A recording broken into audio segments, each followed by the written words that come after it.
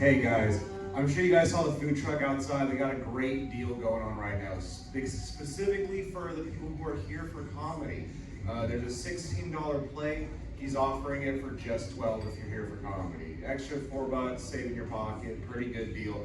I know if I was a comic and I had money, or if I wasn't a comic and I had money, I'd be getting a plate. So that's something cool. You guys want to get some food before we start? Now would be the time to do it. Do we clap for that? No. Please don't clap. Don't clap. Don't clap. Announcement. No, we're gonna get started here too in like 2 seconds. Dude, Jesse, you can be on the panel if you want. Yeah, they're taking the cast downstairs. Oh, they are? Yeah, that's what they said. Okay, cool. Then yeah, you can just be on the panel. Or you can make sure people have tinfoil hats. Yeah. Those of you, we did kind of post an itinerary for this evening. We start off with a paranormal open mic. Let's see if I can pause this or let's turn it all the way down. We're gonna do this paranormal open mic. So that's where we're gonna share stories of the unexplained and go through all the different details, philosophies, and experiences we've all had. After which, we'll take like a quick break as talent, and then we're gonna be doing a stand-up comedy show immediately after. This is a double feature this evening. Although, a lot of the time, if you guys do leave during intermissions, tell us and then we'll just do the comedy show right away to hold you captive as an audience. Alternatively, we could do that, you know. It's better than being abducted, so you can compare being held captive as an audience during one of these comedy shows to being abducted by an alien. We forgot where we parked our spaceship. Yeah. So we're kind of stuck at the moment. We can't kidnap anybody. I remember my first abduction. Anybody else? I felt left out. They didn't probe me. I was hurt. I want my money back if they didn't probe me. Like, that's part of the package deal, right? Yeah, but you can't spend that kind of money on Earth. It's the problem. I heard it was free. It's like a public service thing. They really didn't ask me one way or the other. You know. I was nervous. We packed like pads to sleep if we don't have like a hotel or like a friend's place to crash at. We need somewhere to crash. So like a big part of like us all packing in the car was just having pads in order to sleep somewhere. And typically during a comedy tour, it's just Sam and I, and we can go next to each other in the car and like be able to have like a car around us and feel safe at night and just use the pads in the back of the car. But then we had Jesse. I came along. Safe. Somewhat safe. Safe, yeah. This time we had Jesse, so I set up the pads outside of the car over. We were in Medford at Table Rock Trail, and I was out there under the stars, so it was warm enough, but like just seeing the sky and thinking about aliens kind of messed with me. And I was like, great, I'm the only one outside of the car. They can lock themselves. They've got this metal frame around them where they're sleeping. I kind of expected, because like the car's all weird with all the stuff, I set up all the bedding area for Sam and myself to have enough room, but then Sam just slept in the car too, and I was just like, oh shit, I didn't expect to sleep outside completely, and then I heard a coyote and stuff. I was like, oh Jesus. I have pictures for sale after the show. Could you imagine to see you guys wake up the next day and there's just no one there where I was sleeping? Like, I don't know, Pete had the keys. You know, sometimes I wish it was alone. I feel that way most of the time I'm around Pete. Yeah. Thank you, Jesse. You're welcome. We took this tour up from Eureka. We did, for a while, like last year, we had a weekly episode. We would do a different subject of the paranormal every week as like a theme. And we had a lot of people coming through that would have their different off-theme stories. And so we always hope to have those. Do any of you guys have a story of the paranormal that you want to share tonight? There's one, two. There's always one. Awesome. One brave soul. Yeah. We have a bunch of stories. I started this because of a paranormal experience I had myself. And it was just like too real to not kind of follow up, or at least, I don't know, it's really easy to gaslight yourself with the paranormal. And so this group, what we do is to create an environment where people feel like they're actually listened to when it comes to their paranormal experiences. And a lot of us don't know exactly how to accept that we have seen a UFO, an apparition, that we heard something scary in the woods. You don't go and tell people that, they laugh at you a lot of the time, you know, but here, we really think these things do happen, and We want to hear about it. yeah, there's crazy dialogues that happen as a result, you know, especially after so many episodes. That's my favorite part of the show. Oh, dude, we've seen some crazy people, crazy things. Oh yeah, we go on the road, and so like we've done like Chico, Medford, Eureka. Yep. I think that's actually there's one more, right? Sacramento. Cave Junction. We did Cave Junction. Right. But yeah, there's always different stories, and you would be surprised because you think that Bigfoot's like the big thing that people always see or talk about. You always hear the Bigfoot guy. Not a lot of Bigfoot stories Not a lot. doing this. But Well, Mostly spirits. I have a Yeti story. Couple if you UFOs. wanna You have a hear it Yeti tonight. story? I do. all right, And it involves a very famous person. all right. Okay. We'll let you take it off with the first Oh, paranormal. you want me to do it now? I was just. Well, yeah, you just brought it up. So I'm running through YouTube, and there comes a thing about a scientific expedition that was sent out. They're really studying the Arctic and the Antarctic because it's like the last place that we don't really know about that's above water. And they sent a satellite. And they saw these holes in the ground, tunnels. So they sent a team out there who went down, and they reported that they found cages with humans in them. And they got really freaked out, and not wanting to be in a cage and find out what that's all about, they left. But they felt a little bad for these poor people, so the next day they went back. And what they reported was they found a city under the ice. And I mean, as you would picture any city in any town in America or across the planet. So it had a high crime rate. And there were a bunch of white. So no. Well, I didn't inquire about the crime rate, but I imagine there's something there. There's gun violence, I'm sure. Ice violence. Okay, when you're done. I'm not gonna be done. So there were these rather large white beings with fur, and apparently the reason why these people were in the cages is they were breakfast, lunch, and dinner. And at that point, all these beings started looking at them, so they thought it was real important to get out of there. And the whole time I'm listening to this, I'm like thinking, this voice is really, really familiar. And he goes to speak again, and a guy from the background says, Elon, don't go there. It's not smart. And he's like, no, I'm going there anyway. And I'm like, oh yeah. The name, the voice, it was Elon Musk. Apparently when he was developing SpaceX, the United States government asked him to go on these studies, and that's what he's claiming he found.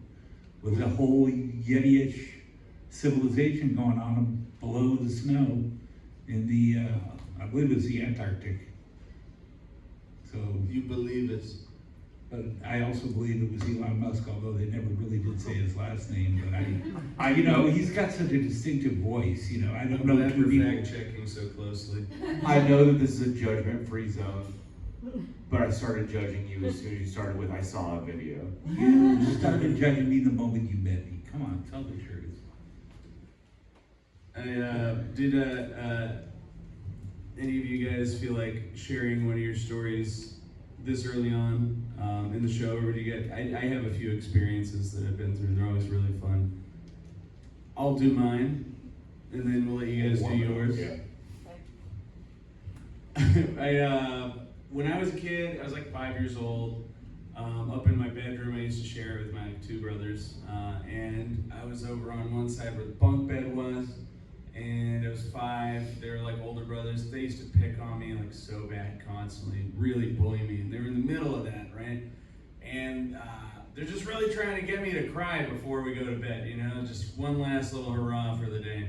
And I'm just sitting there, I'm like 5, they're 6 and 7, totally, you know, kids do that.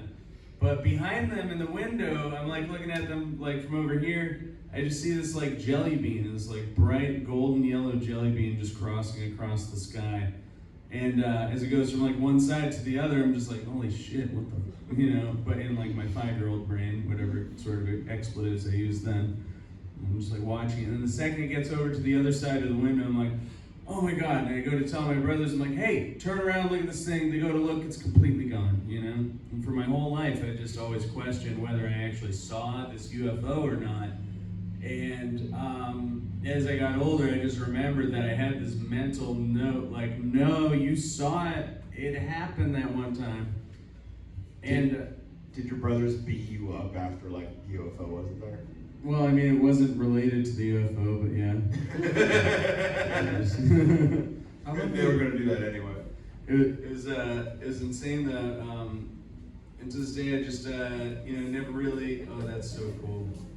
My first flight of beer was at a comedy show when someone didn't like my joke and they just threw it at my head. Free beer. Yeah. Okay, I apologize for that. Can you just let it go? Absolutely not. No. First time I heard a flight of beer, I thought it was gonna be something very different. Like, I didn't know you were Booze Cruise, but in the sky. Basically, yeah. Like I thought it'd be like they shoot the beer in the air, and so I was like, I don't know, dude. I'm Instead stupid. of like sky blue, it's Sky drinking. Sky. Yeah. I don't even You remember should what get it a pneumatic Sky suit brew. system. was. Sky Brew, yeah, there we go. Put the beer in there and shoot it straight up to its. If the cabin becomes unpressurized, we're gonna pop all these kegs and repressurize them. You have to drink really fast though. You know? Forget breathing. You don't need to breathe. There's so a lot of these different paranormal experiences you can go through leave you wondering different takeaways from them. Like for me, I wondered why I saw this UFO, whether it was important that like it was specific to me, like it was a UFO. I don't know. I mean, we all got tinfoil hats on in this room, so I don't think you guys are gonna. I mean, what were they doing stuff to my brain? You know, I don't know these things. There's an alien up there, maybe there's not, maybe it's a robot. Everyone's always like, hey, I'm so scared of aliens coming into my bedroom at night and like attacking me, right? But let's all be honest, that's unrealistic. If it's aliens, they're gonna send a robot, if anything, right? So it's just, if you're, I do this show a lot. Take your time, bud. With the aliens, if you see them, it makes you wonder what sort of attachment to the experience you have. And so through all these different types of experiences you can go through, like with the Mothman, it's supposed to be him warning you of a future disaster that's about to happen. Or if you see, I know sort of an untitled thing that I hear about a lot is the predator camouflage. That someone's off in the woods or they're somewhere and they can tell that there's augmented vision camouflage going on in front of them. There's someone running around, but they're like, you can't see this person. And there's no real name for it. And then I have heard like a few different people, they're just out on hikes in the woods and they're like, yeah, just basically predator costume ran by in front of us into the woods, yeah. You know how fun it would be to run and like scare hikers in a predator costume? It would be really fun to be able to run in general, I suppose. Same, brother. Like, I could just see you running into a hunter. That would not end well. Oh my God, right? It better be bulletproof too. I think any camouflage that you can see is bad camouflage, by the way. That dude rocking the camouflage shirt coming in the bar, it's like I can see your torso. That's an ugly shirt. It doesn't even work. when I was growing up, like it was very like poor and like rural. So like the one good jacket I had was a hunting jacket. You know how many times I got fucking shoulder checked? Like, oh sorry, didn't see you there, bro. Like, Oh my God. didn't fucking see you there. I didn't choose the jacket; it just got bought for me. I would totally do that too. Yeah, to you. you did that to me yesterday. I wasn't even wearing camouflage. We're both from completely different areas. We just both do comedy, and so we did the tour together. But I feel like if I did live in his area, I would have bullied the shit out of him. Oh, yeah. I knew him. Like, You wouldn't have had a far chance. apart. You would have a dip in your lip right now. Yeah. With a Ford F-150. Also, we're giving out tinfoil for everyone to have a hat. And would you like some? We'll give you some. You know, just point Don't at want it. to Just listen here to you your go. thoughts. That's right. You're smart. But I think Predator is like a bad example because You know, it's movie land. Like, so the whole premise of the Predator is they're supposed to be doing this for honor. But is it honorable to be invisible to your enemy? You know, it's like, I'll seems spare a little it on the war, contradictory. No, I get that, I do. But if your claim is that you're doing it because you're an honorable being and it's you're like trophies, that's kind of cheating, isn't it? My gripe with Predator is that Predator 2 is such a bad movie that I didn't know it was a Predator movie for like the first half hour.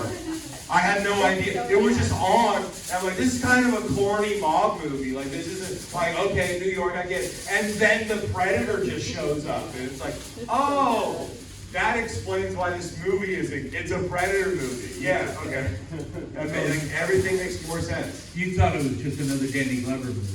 I don't know who that is, but hell yeah, brother. Like, That's the guy that fought the Predator in Predator 2. He was Oh, in yeah. Angels in the Outfield. He's like the only reason you would watch Angels in the Outfield. Aside from, was it Bill Pullman? Is that Bill Pullman in Angels in the Outfield as the dad? Ooh, I think Drives so. around the motorcycle, leaves his kid behind. I love Bill Pullman in The Sinner nowadays. If you want to see some good Independence Day president in another role, you can watch the movie or the show The Sinner with I forget that lady's name. it's not a cool time. It's got Bill Pullman in it. It's really good. Wasn't he the president in Independence Day too? Speaking of He aliens? was. Yep. We have a slideshow we can get working on. Oh, And yeah. again, so generally, as people come and go, just if you feel like you want to tell your story, just wave your hand around and we'll stop and let you on. You know, Yeah, there's always absolutely. different spots. It's like karaoke. You feel more comfortable doing some songs after other ones, but we do have a great way to fill time with different slides. So this is some of the information for this Paranormal Open Mic on Instagram. Tag us, follow us. We'll be back in town. This is a really good event to fill my comedy tour with, you know? So jamming a bunch of Peter Nelson logos down there. I didn't know people still used Hotmail. Yeah, Hotmail. That's rough. Paranormal Open, you can find us on GeoCities. You can find us on Neopets and Penguin Club. Yeah. We're not judgmental of you, but we're hell out. You can find me on Gaia Online, actually. I was looking it up. Oregon State University is the most well-known haunted location in Corvallis, with ghosts and residents in the community hall, Sackett Hall, and Waldo Hall. How do you pronounce that? Sheldon Middle School is supposedly home to the ghost of a janitor. Ooh, what did you guys do to him? And Crescent Valley High School's theater department apparently boasts a cranky poltergeist. A theater person, cranky, never heard of that. Yeah, In other parts of town, a warlock haunts Crystal Lake Masonic Cemetery. A word? A warlock? A warlock. Wait a minute, Crystal Lake? Is there a camp there? What kind of crystal? These days, it's like more like crystal meth. Back in the day. Definitely where we came from. And the Whiteside Theater is home to the spirit of Lillian McElroy Taylor, a vaudeville star who haunted the organ in the theater. That's kind of a weird place to stay. Who's Oregon? What, you're thinking of coming back as a ghost and you picked the organ to haunt? Really? Dude, organs are pretty cool. They're big as shit. Yeah, but to haunt? Dude, I'm so fucked up over. You guys had a warlock. Like, And home. Yeah, has anyone heard of the warlock story? Anyone want to tell us about that? No idea. no? Okay. No Did idea. you know that your area was that haunted? I definitely heard about Sackett Hall, but no details about it. Just that I think it's the oldest dormitory on OSU, so. So obviously some weird things happen there. Yeah. Well, like on a real note too, I mean so you have all these different energies that are going to happen in such an area like that. So you have the youthful growth energy that's all going on there. You have these people who are very good and very evil all in the same place. I imagine that's like an even disbursement of personality types you would get out of a whole dorm. You have people who are in college, but a lot of people aspire for bad things, you know? They want to be smarter so they can do bad things. I don't know. I mean, weird people. I'll And bet so- you. No. But when you have all of, you have the little grid pattern of all these dorm rooms all in one building, and what you're doing is you're taking all these lives, all this energy, and you're putting it in the smallest place possible, densely packed, where all this energy is getting crossed over each other, of course it's haunted. That makes sense. That's kind of like when everyone says, if you don't believe in Santa Claus, he doesn't bring you your gifts. And we have kids all over the planet, right? They're all like, I believe in Santa Claus. Where does all that energy go? It just gets sent out into outer space, collecting time, so much time every year on December 25th. All that Christmas cheer. All the Christmas, and it's going somewhere. Somewhere. It's not just like dissipating. All this energy is It's usually going to toy companies, but yeah. And there's gonna be like a Santa Claus, a real life Santa Claus, and we're gonna be like, oh, I guess we got what we We wished accidentally for. make a Santa Claus deity, like a demigod Yeah. with all the children's faith. Yeah. I think that would happen. I think Why that's, not? Well, I it's think- happened before. I don't Well, the know. movie Elf showed that that's what makes the sleigh fly. Exactly. Right. It's Yeah. like I mean, Christmas that's a- cheer for all to hear. Yeah, When you yeah. have a bunch of atheist children, Santa Claus can't deliver no more. So That was the moral, right? I think the big question is after this, if you didn't already do it, are you gonna go home and lock your doors tonight? Now that you know how haunted your area is?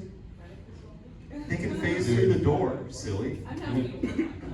Hey, being a warlock sounds tight. I think you're just, well, let's be real. Warlocks use black magic, and that's harmful to others around you. You want to be doing some good magic, right? Don't be a warlock. Be like I don't know, a botanist or something. Go to college. Oh, what was that word? Don't worry about it. Next slide. There are good witches and warlocks. When you have all this energy out there, it really does create stuff. And so in your daily lives, when you feel like you're doing good for the world, you are. You should feel as good about it as you do when you're experiencing life. I mean, we all got to keep ourselves in check, you know. But for the most part, if you go and feed someone who's hungry or help someone who needs help, it really does come back. Yeah, And absolutely. so, Gandalf was a good wizard. oh yeah, and then that was my other. He was a comment. wizard, not a warlock. I was gonna say Yeah, that. warlocks. Oh, come on. Wizards tit are for different than tat. warlocks. Wizards are different. Yeah. Wizards are nerds and All warlocks right. beg for powers, yeah. Warlocks are bound to a dark master. Yep. Right. They're begging, Daddy, please, can I get some magic? I feel want like- to cast Eldritch Blast. I feel like Jesse looks like he's middle management in Santa's workshop. No, he looks like a level 1 wizard, exactly. I He's been all his know. life just reading books. This school has 8 HP. I am Santa. Why do you think I get all those elves? Santa's I'm a wizard, lazy. A level 1 wizard that's just like, that would suck because you have magical powers and everyone expects it of you. Like a straight crossbow bolt will end your whole career, I dude. cast donut, and it's like kind of a shitty donut. It's like, I don't know, I'm not good at Oh, this. you only know Oh, shitty spells? Yeah. Like, I You're cast really just not beard. practiced it. Yeah, Wait a minute, cast wait a beard, minute. it's flat. You're like, fuck, man. Any spell that creates donuts is top line with me. You cast Creed and just annoy everyone around you. But I am Gandalf, so beat it, buddy. Yeah. You said next slide, Sam. Babies, the terrifying paranormal entity hidden right in front of us. Where do they come from? We just don't know. Babies just kind of popping out of nowhere, and they cost you a bunch of money, and it seems like an evil spirit to me, some kind of parasitic entity that's just kind of like popping into your life and demanding a bunch of shit from you. Very needy, very rude. Again, we don't know where they come from. Definitely people tell me about some weird stuff, but I've never seen or done that, so that doesn't make any sense to me. We don't know where babies come from. They're definitely paranormal. I don't trust anything that like vomits uncontrollably and can't sleep through the night. I It's don't just, trust anything that poops its pants, you know? yeah, like, why are you demanding so much from me? Why can't you figure this out? I can't even hold your head up, brother. Develop some neck muscles. That's all I'm saying. They're I not. can say the same about you, Sam. Oh, shut Well, up, dude. my dad took me out and gave me the birds and the bees, and I'm like, years later, I'm thinking, well, that can't be it, because I've had plenty of sex and I haven't had a baby. So, I'm getting lied to. It's like all kinds of weird stuff. So, yeah, we really don't know where they come from. Babies, the terrifying paranormal entity. These are straight up void beings, right? Yeah. Where were they before they developed into this baby? Okay, we get the genetics, we got the egg, we got the sperm. That happens. But I mean, let's just be able to rewind the clock a little bit. There's this point. It's not real. It's not there. It doesn't exist at all. And then it just is here now. We don't question I don't like that. And I had a baby when I was trying to prepare this first version of this slideshow. I was typing, I was like, what do I put on the slideshow tonight? And I look across the room right where you are, and this lady's facing away from me, and this baby's just staring at me dead in the eyes, you know, just big smile. They can just look right through you. I move over this way, it's just following me, you know, laughing. No. I'm not doing anything, it's just looking at me, intimidating me, you know? That wasn't a You are, baby, yeah. that was Satan. These, Okay, that could be the Yeah, same they say thing. when you stare into the abyss, it stares right back at you. Oh, Yeah. here we go. but these babies, I mean, like, that's just, I don't know, they're just, nothing else is from the void around us generally. There's none of these paranormal creatures are like, that's not the big, all right, let's all guess the main cryptid that comes from the void right now. Everyone shout out the name. Nothing. There's no void being except for a baby. That's right. This is the most terrifying paranormal entity. I agree, dude. Financially, before all of this, let alone, And the fact that, like, you crave the shit that makes these things, supposedly, right? I what are don't you know. talking about? Could you elaborate for the audience, just in case if anyone... Some people told me it's this thing called sex. I've never heard or done this thing. It doesn't make any sense to me. So I'm convinced these come from nothing. It's some kind of dark ritual that like happens from time to time. I don't know. Yeah. It could be interdimensional. Interdimensional baby.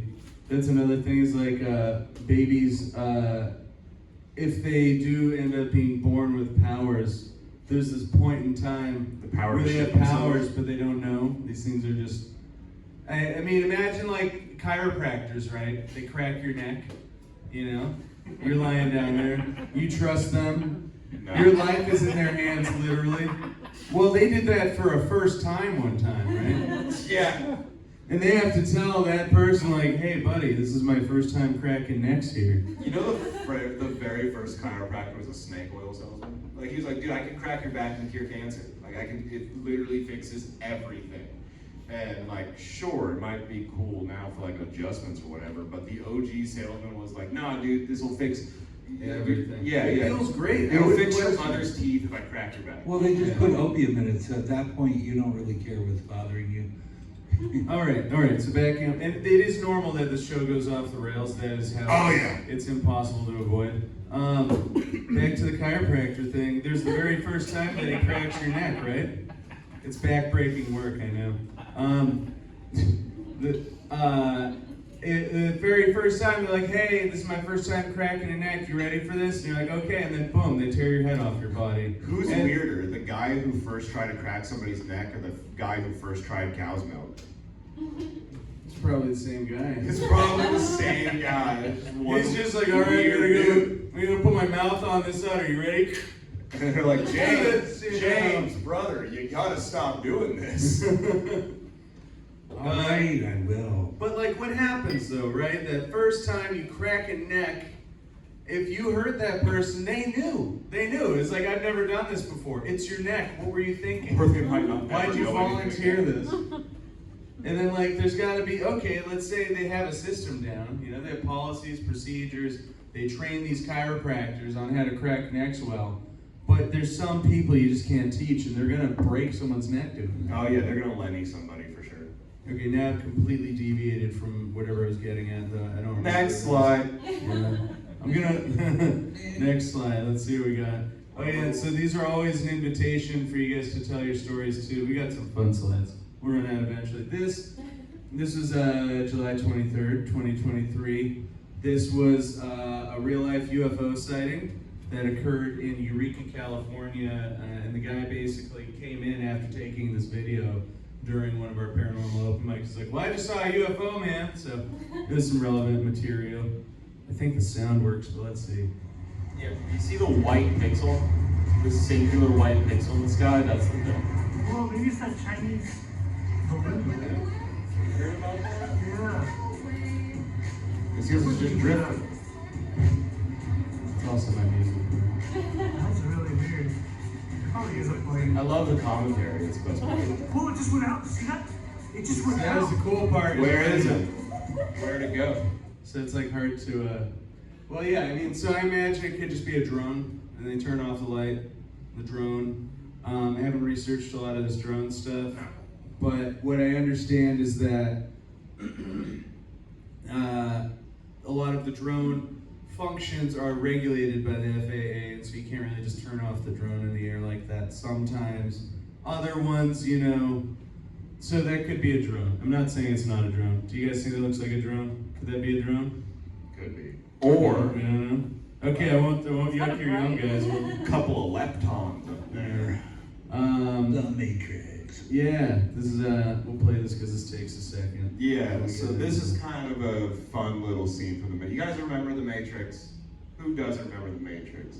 So this first part here, the best I can describe it is kind of like what it's like to do acid if you've never done it. You'll see like he touches the mirror, which is a reflection of the self, and then he gets completely encompassed by it. And if you do too many drugs, you start to say things like that and think you're smart. So that's I was thinking that'd be a hell of a mirror to try to do cocaine on. Let's see. This is a longer scene. We're just trying to get through this for the purpose of the demonstration. But it's a good introduction to the next topic of cryptid, which is my favorite. Your favorite? It's my favorite. All right. Almost done. How do you know from the Matrix? His acid trip Has is anyone almost not over. seen The Matrix in here? See, this is what peaking is like. All right, here he is, pod person right there. Pod people. So you guys familiar with pod people? Who's heard of pod people? This is our introduction to our next segment. You see Keanu Reeves? You see him in the pod? Yeah. Pod person. He's a pod person.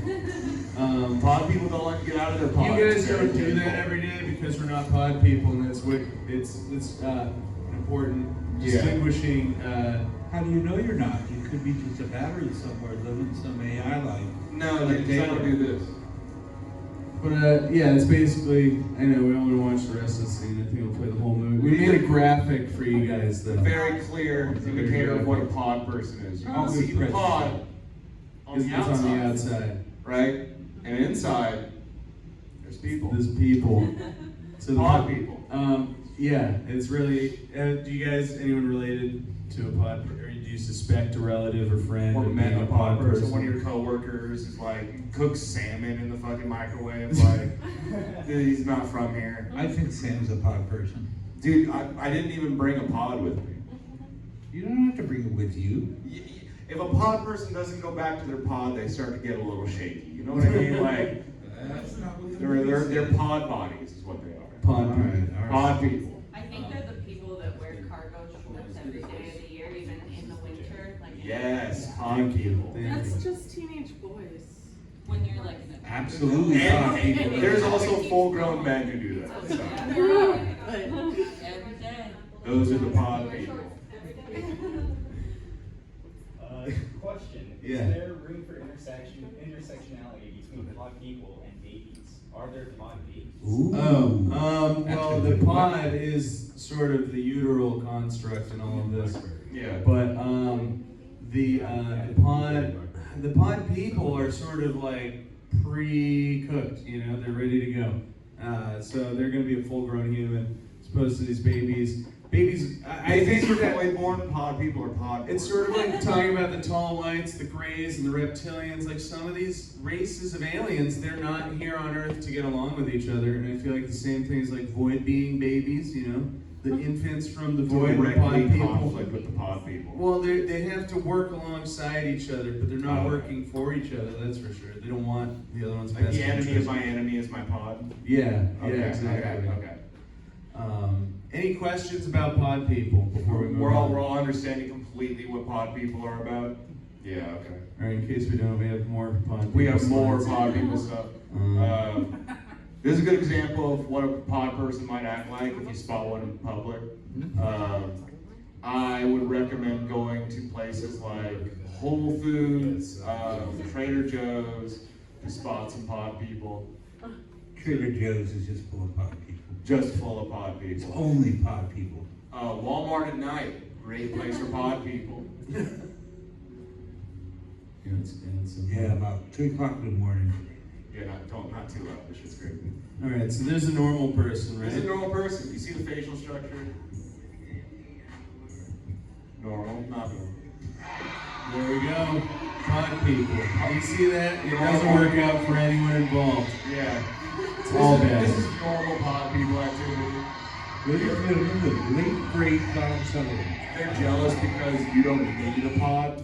R.I.P. Donald Sutherland. Donald Sutherland. Donald Sutherland. Donald Sutherland. So guys, Pod people? when you ask the question pod people, what do you We guys say? answer pod people. Pod people. Pod people. Now you can tell your friends. A friend of ours made little pod people. Don't tell your grandma. Pod they people, might get pod people really really scared. for us, but I forgot mine at home. Ooh. So this is it's clearly an older video because I have hair in it. We've been. I still didn't have hair. There's like so many different paranormal events. There have been like this one time when we were at the Siren Song Tavern where this event first started over in Eureka. We had this writer. He pulled into our show and we were doing this over there with some other people in Eureka.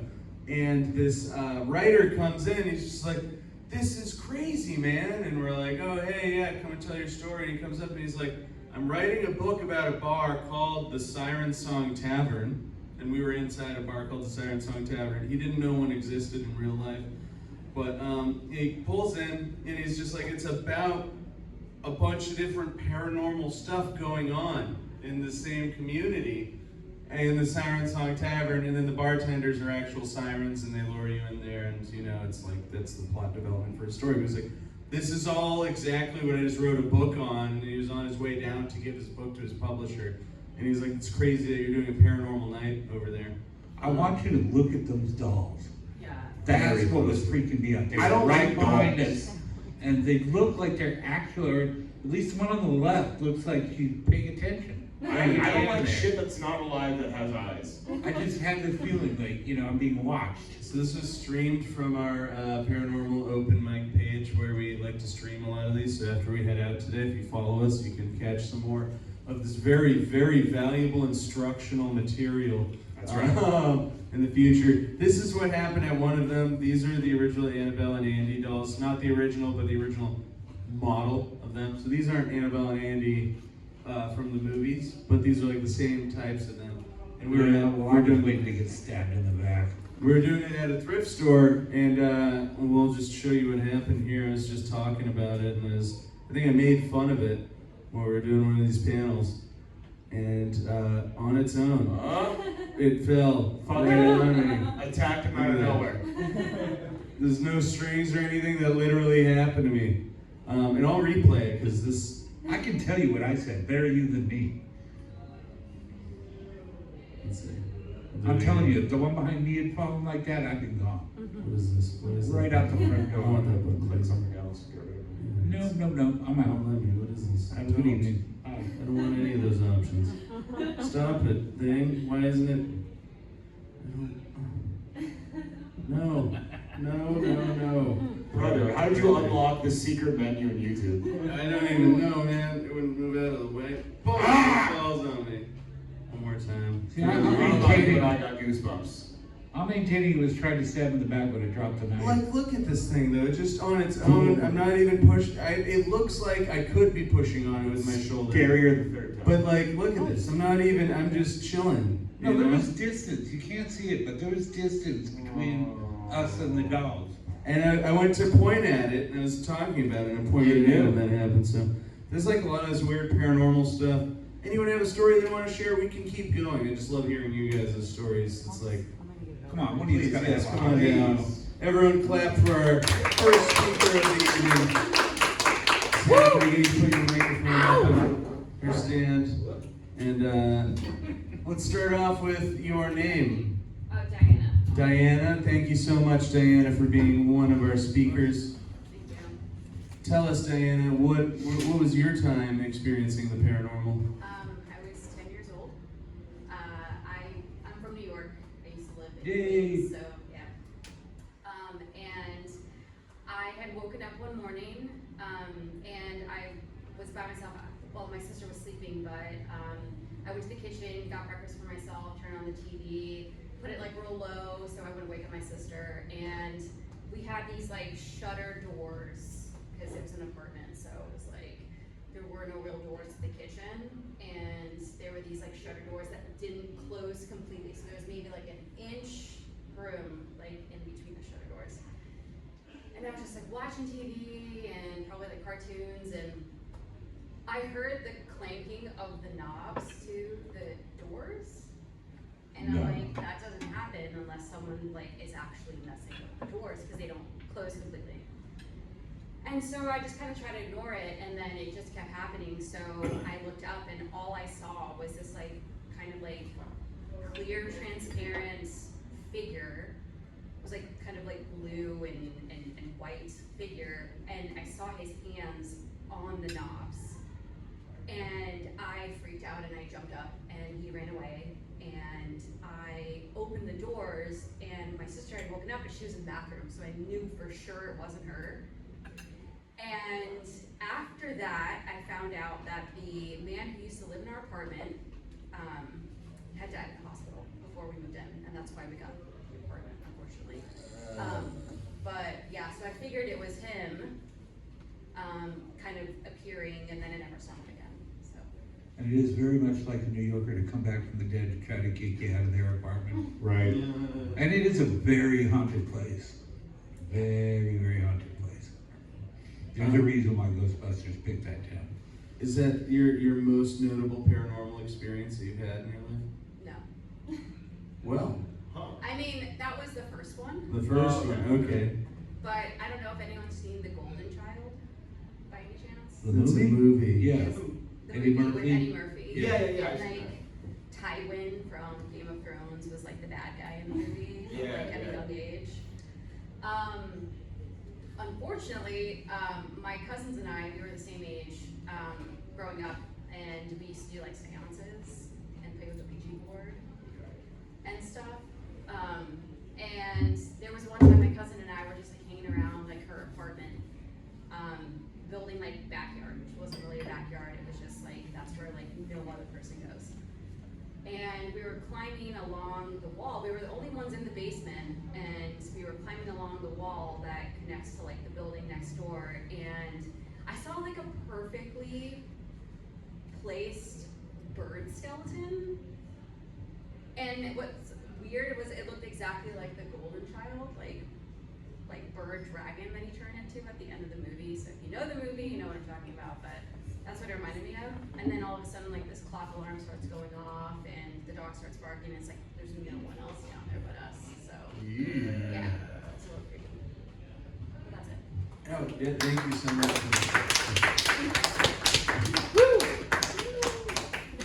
We were, that's, oh my god, it's because they had like the bird skeleton, or no, it wasn't a bird skeleton, it was just a regular bird in the movie Hereditary, right? I think these bird bodies, they're kind of really symbolic sort of thing when it comes to the spirits, you know? And so like, I'm always open to all this sort of stuff. I think it's the coolest, spirits, energies and stuff.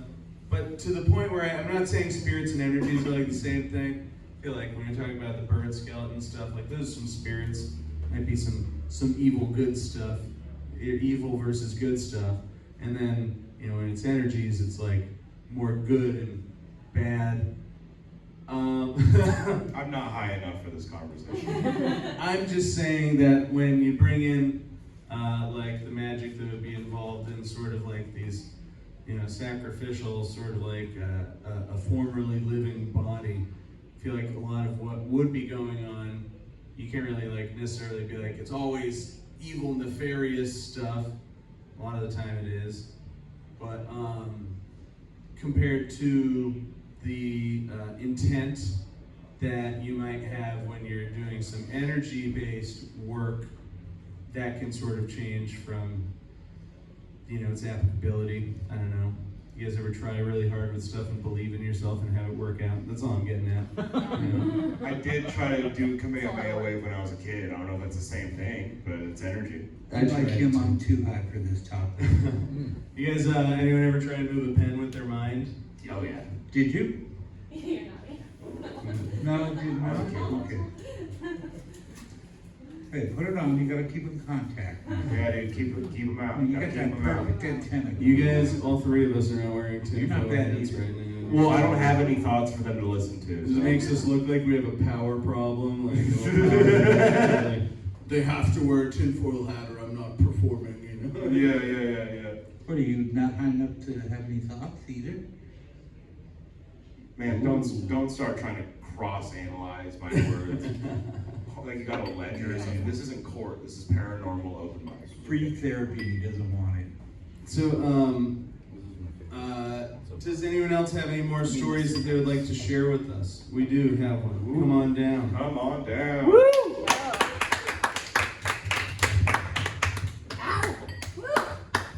And what's your name? Samantha. Samantha. Let's hear your paranormal experience. Yeah, I didn't know this was part of the deal, but I have some, so let's go for it. And I didn't think of one I had until I heard your Ouija board. I think my first one, I have two. Yeah, as many as you want. First one, I was visiting my older sister in college, when I was in like middle school, and we were playing around with a Ouija board, and it started moving, and she's not like the type to mess with me either, and it started getting like really aggressive, and it was spelling the same word over and over again, but we couldn't make out what the word was, so we looked it up, and it was an Aramaic word for semen. So it was a very horny ancient ghost. It was just like semen, like getting faster and faster. Trying to get a nut bit through the seance. With the sound on. Brings new meaning to the word horny little demon, huh?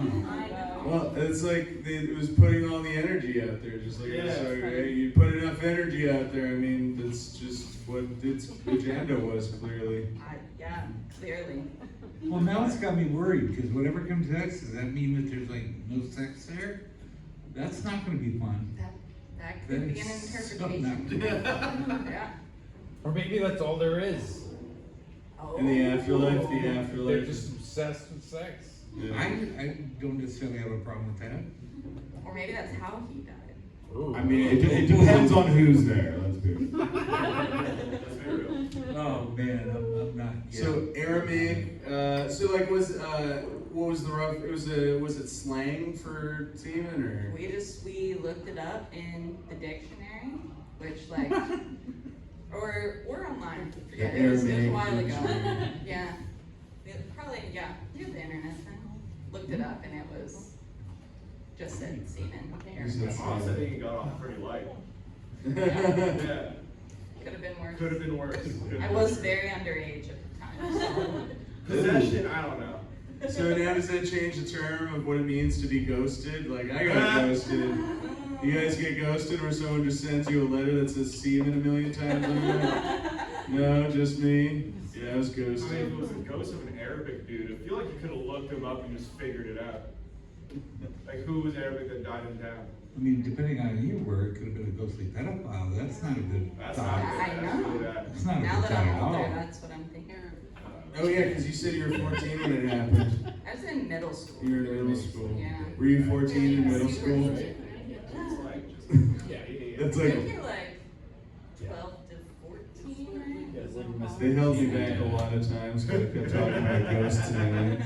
You said you had another story too? Yes, I have another one. So I just moved here from a place far more paranormal than here, Hood River. Which Hood River, there are two volcanoes. You have Mount Adams and Mount Hood. And this was like 2 years ago. My boyfriend at the time had been doing a lot of mushrooms and went camping at this spot that has a great view of Mount Adams. And you're like right there. And he claimed to have seen a lot of UFOs. And I was like, well, you also were doing mushrooms, so I'll go, and see for myself. And I saw my first UFO, for real. I had no one else to verify it because he had fallen asleep.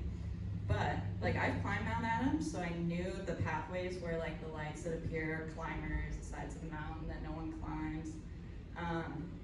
And there was this light that rose from one side of the mountain, and it went up into the sky, like above my tent, and then it disappeared, reappeared here, disappeared, reappeared, disappeared, reappeared, and I was like, what the fuck is happening? I'm like, no, you have to be awake for this. And it reappeared, and then it went and started making like patterns that didn't make any sense at all. And then it stood there and then shot off into the distance, and I was like, holy moly. Well, I'll tell you why I believe in aliens. So I was in the Air Force, and I was in the Air Force. Wait, hold on. So let's see. What the fuck? Hold on. We want to. So, a lady had a story just like yours on Friday, was what I was gonna say. Where the same experience, she was looking up in the sky, and they're watching something like, oh, is this a satellite or something? And it starts moving across the sky, and you can still pay attention. Yeah, turn the sound off. I'm sorry. But then it did a bunch of patterns.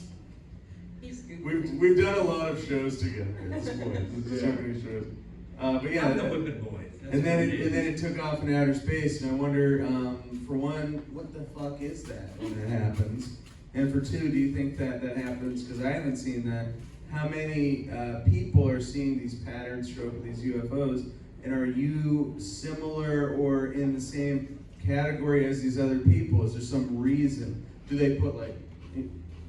So there are a lot of paranormal sightings around the major volcanoes, especially around Mount Adams. But I have a close friend who is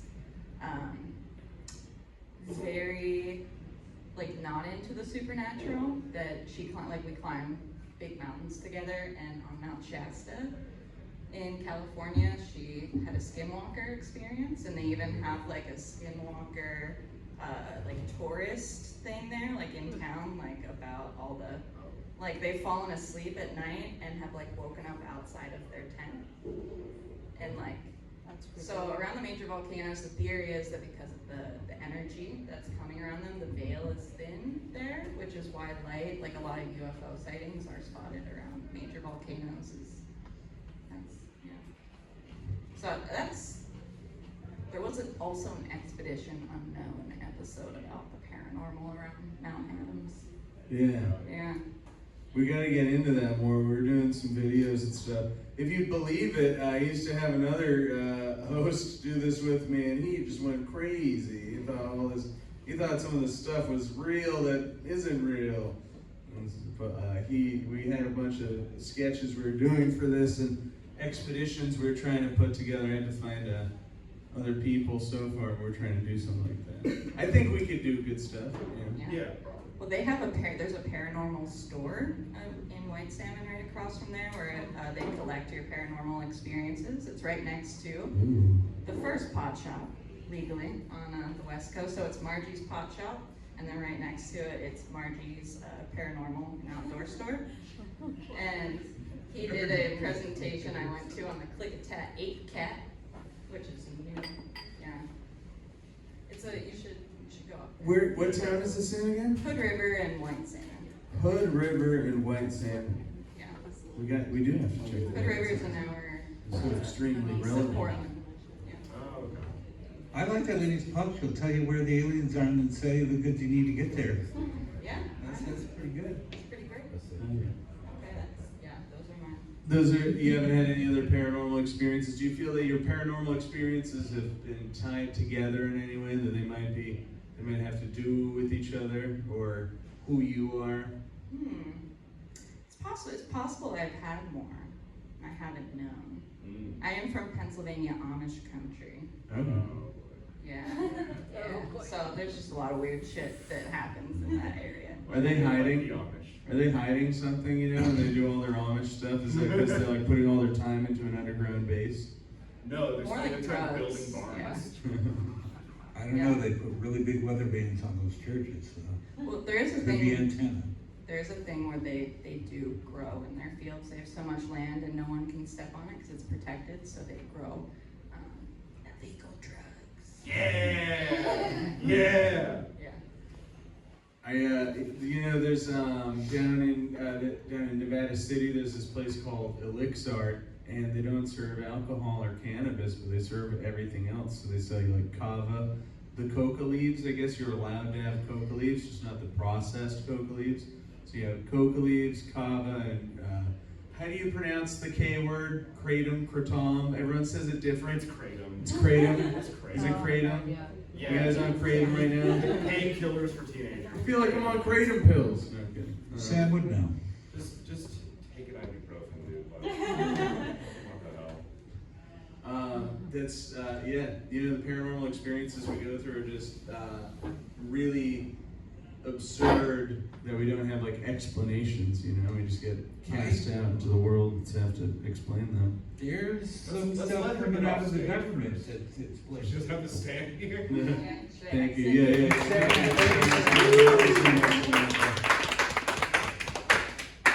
Jesse, you seem to be brimming with excitement for Whatever it is that you're going to talk about. A minute ago. A minute Not ago. so much anymore. Do you want me to tell my story? Good. now? Tell your story, Pete. I'll tell my story Take instead of his Jesse. fucking mic away. Then tell your story. I had this coworker, so I was in the cannabis industry. I moved out here from New Hampshire down to California.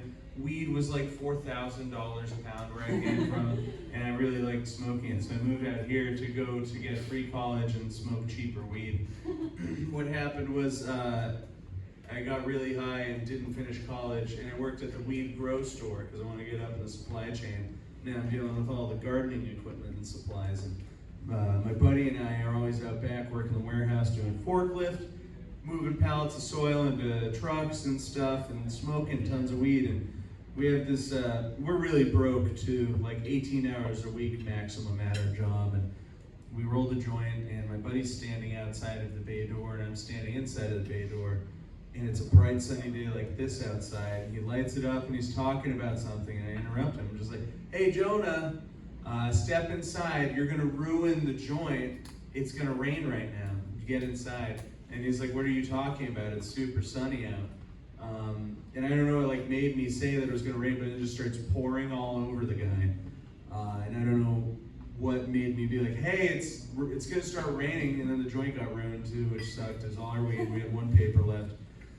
Literally did happen though. And this guy had like, when we're talking about connections and stuff, this is all a true story. This really did happen. I didn't write it, so it's not the best story either, and the ending sucks. But this actually happened to me, so that's the cool part. So like the first time I told him, I was like, hey, it's gonna rain on you, and then it did. I don't know how, I don't know why it happened. Second time, talking to him, he came into work, and he's talking about his girlfriend. He just took a bunch of time off and just finally got back, and he's like, you know what, I love this chick, she's so amazing.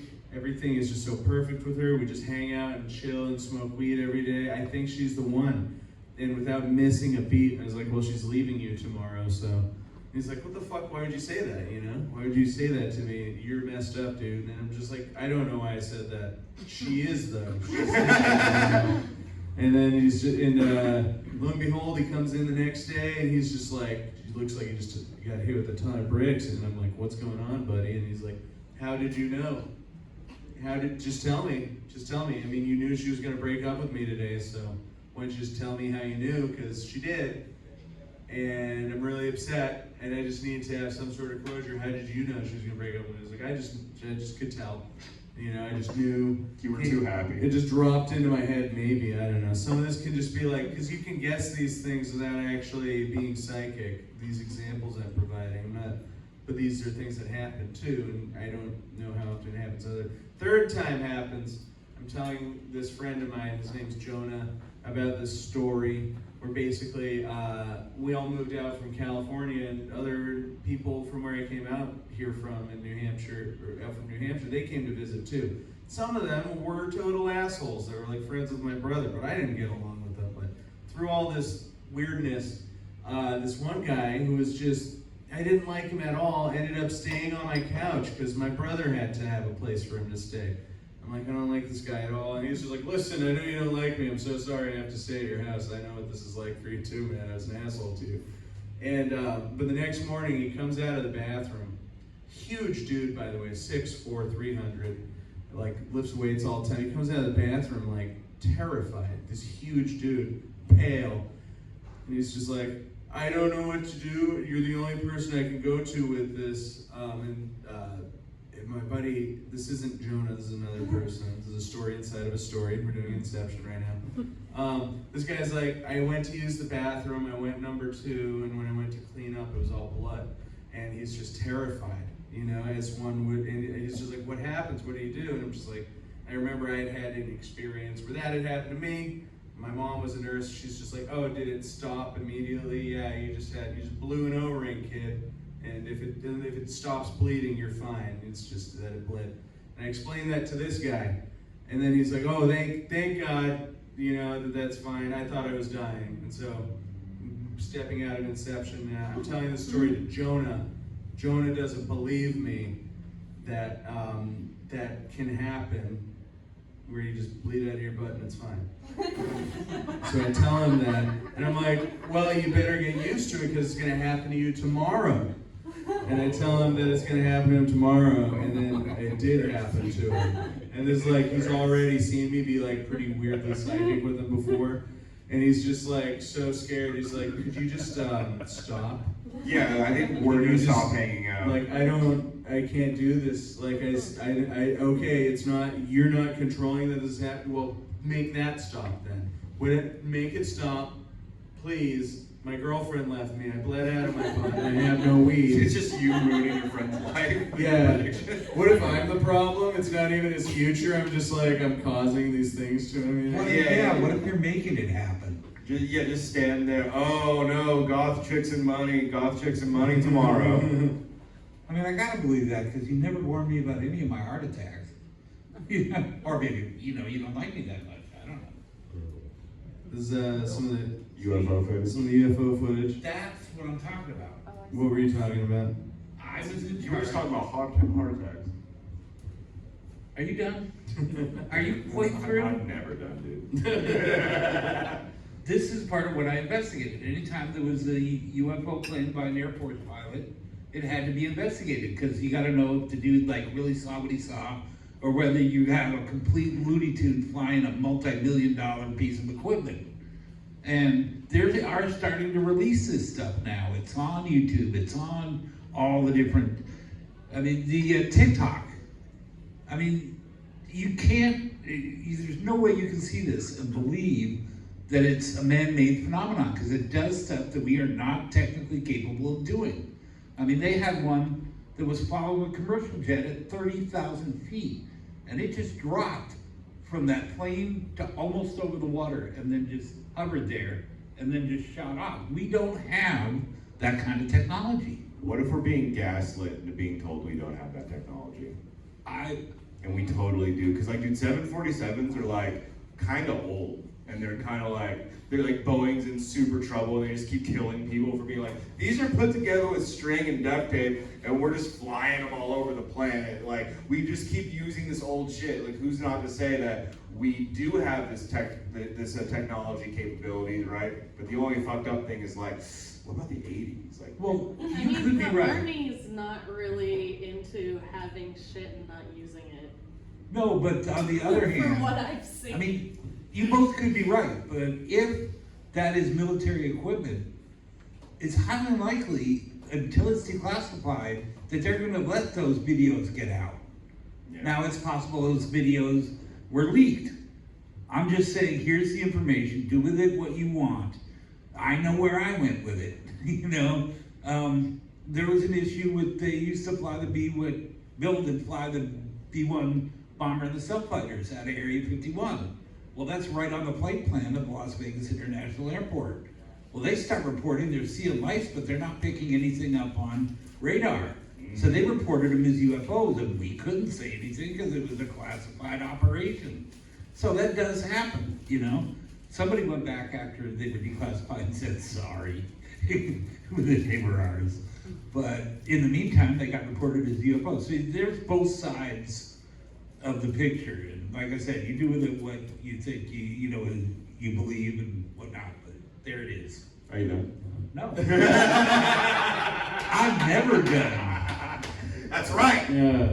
Guys, we're going to be doing 20 more minutes of this. We're going to take like a 4-minute and 20-second break, and then we're going to do a stand-up comedy show for you guys too, as well. So we do have. Oh, and then if we, Okay, I have one ghost story. we'd love to have you on. Yeah, to come let's up and tell us go. about. Yeah, Right yeah. now. This is the only time I've ever done any sort of open mic thing, so. Just put the microphone Same. closer. Really awesome hat there. I like it. I try to make it fashionable. Both of you put effort into it, let's be fair.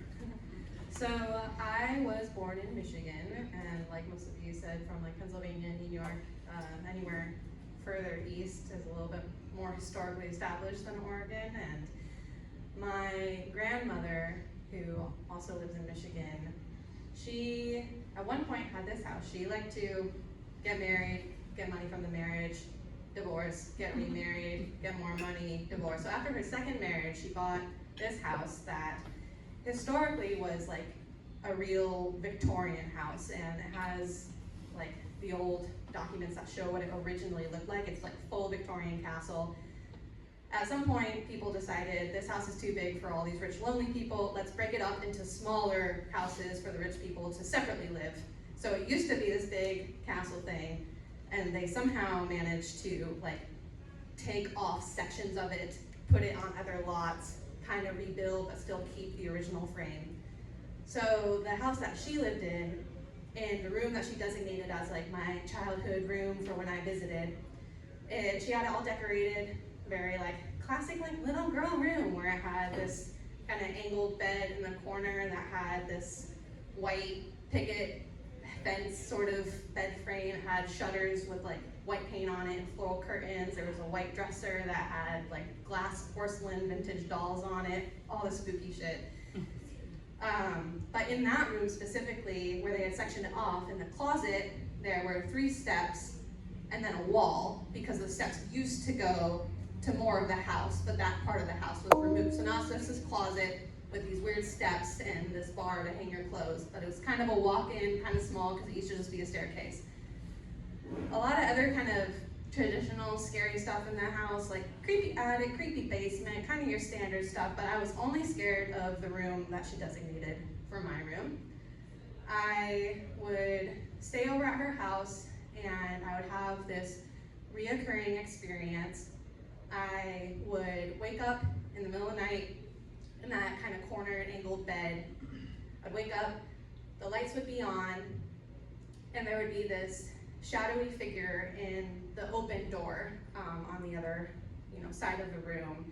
It was only about like this tall, and I could see the distinction of like the shape of a head and shoulders, but otherwise it was completely like silhouetted. It was just pitch black.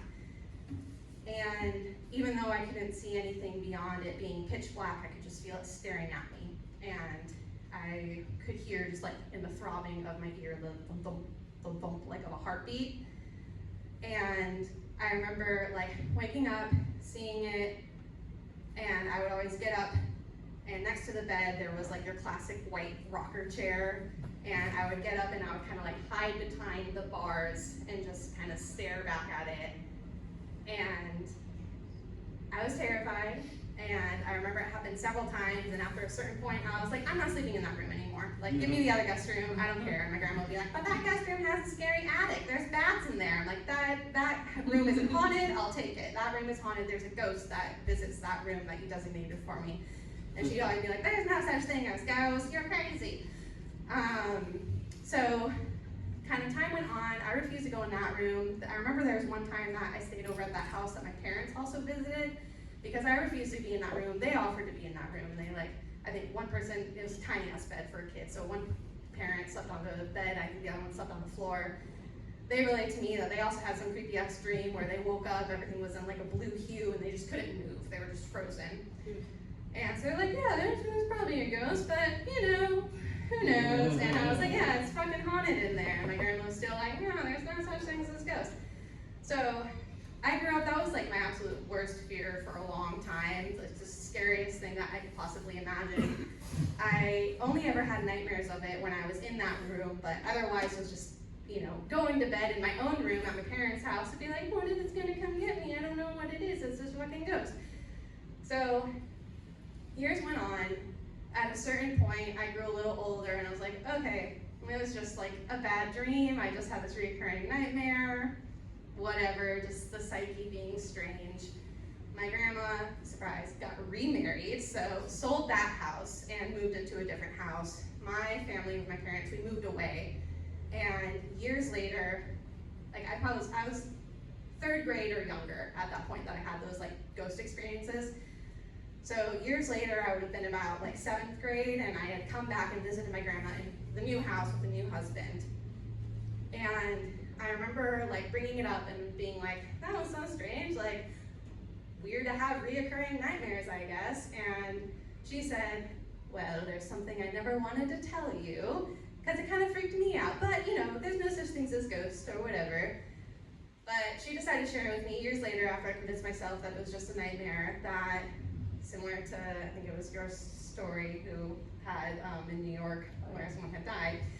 She said that the family that lived there beforehand ended up moving because they had a young son who was about like 7 to 10 years old, just young, who wanted to audition for a play for Peter Pan and went into the closet and pretended to fly and accidentally hung himself. In that closet, in that room where I would frequently see that ghost. And then I was like, what the fuck, Grandma, you convinced me that there wasn't a ghost when there was this context the whole time.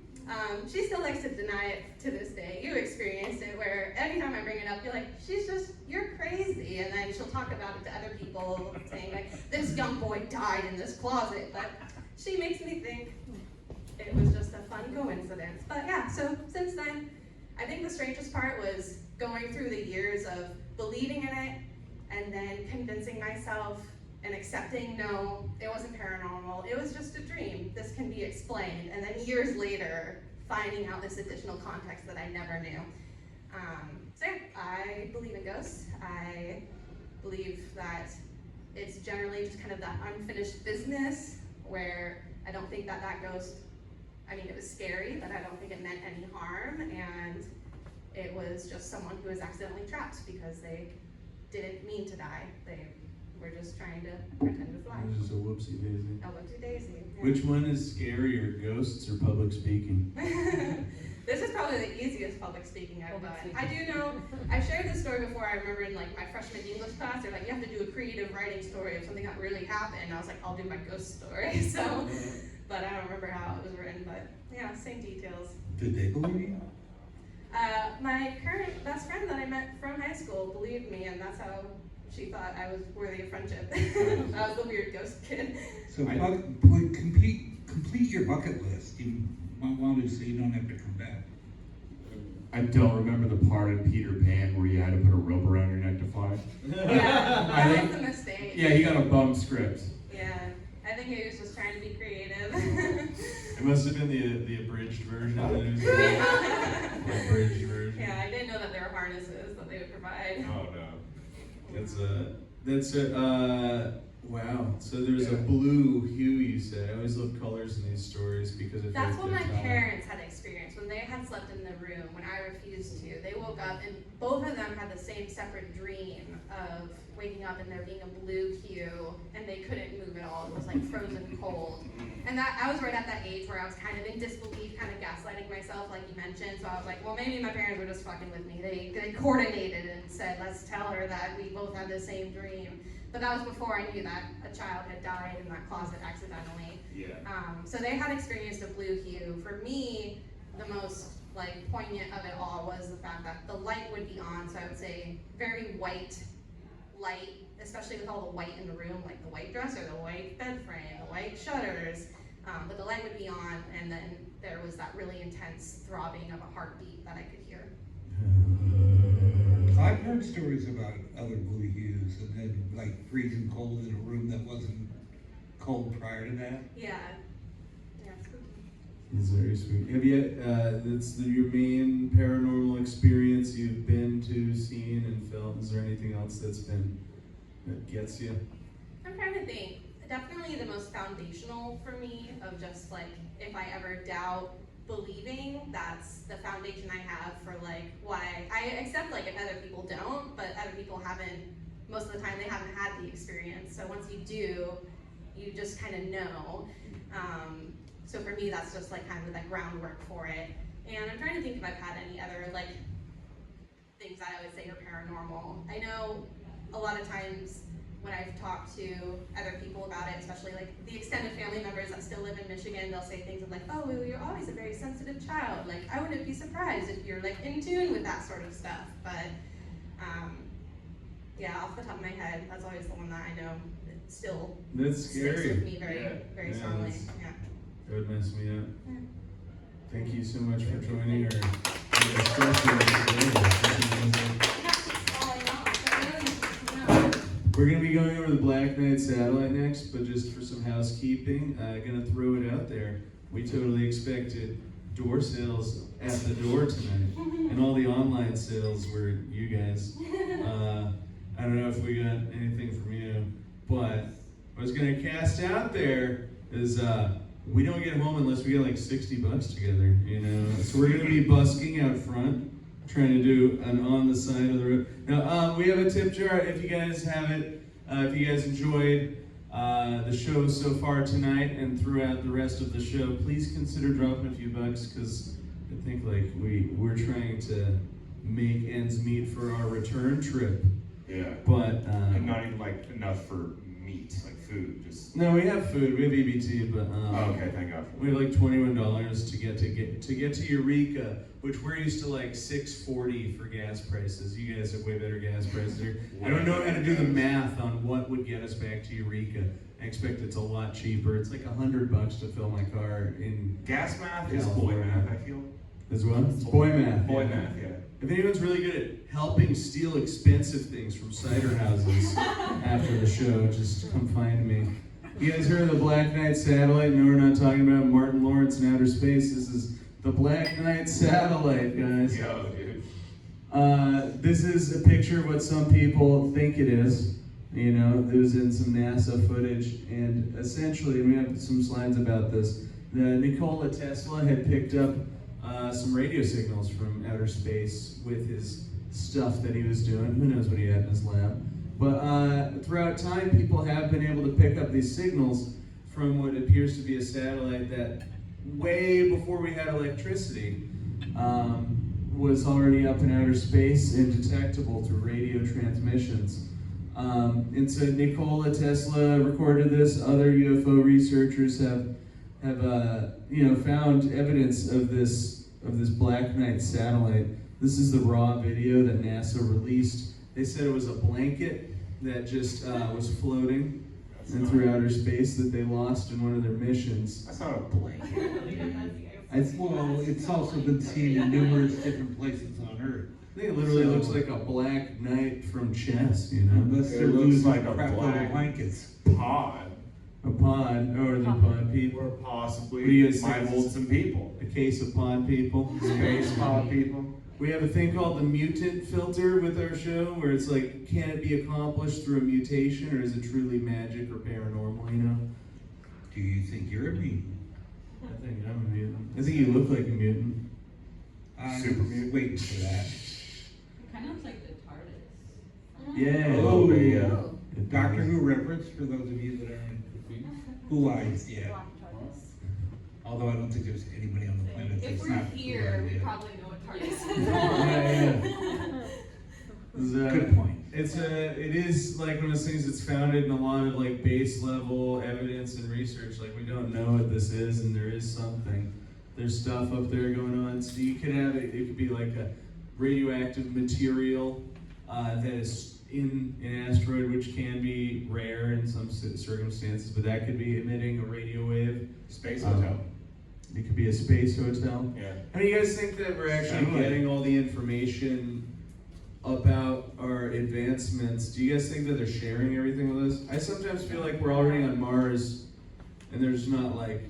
Yeah, they already sent people there. We're just like, we'll wait and see if they make anything or die. Well, yeah, or I mean, like, if I was a billionaire with all this stuff, and it was just like, yeah, I'm trying to like go and colonize Mars. I feel like the crab bucket mentality would mean a lot of people would try and stop me from colonizing Mars, even if they're poor or wealthy. They'd just be like, hey, you have something I don't, and I'm gonna stop you from having it. If you are here and you think your government tells you the complete truth, go home and take your meds. Hell yeah, brother. Hell yeah. It's like miles to a flame, the ATF to a tannerite filled dog. You know what I'm saying, brother? ATM to a tannerite dog. Can't help it. That's such a Can't dark help it. picture. It's okay. It's just tannerite. This is It's just tannerite, guys. A good example of somebody who needs to go home and take his Vampires. Who eat vampires? We got the Twilight Watcher. We got the Twilight Watcher in the house. Damn. Every time something little goes bad, I'm throwing on New Moon Fire. Do you guys think a vampire or a chupacabra would win in a suck-off? Vampire. Vampire. Good one. But like the vampire from like. What are they sucking on? The I vampire am not from with the these strain. guys. What was that? The vampire from the strain. From the strain. Oh, I saw like a Because few you have different episodes. vampires. You have like 40 28 Days of days Night, later. right? You have The Twilight shit. the Twilight. You got the sparkly vampires. You have From Dawn Till Dusk vampires. You have Blade.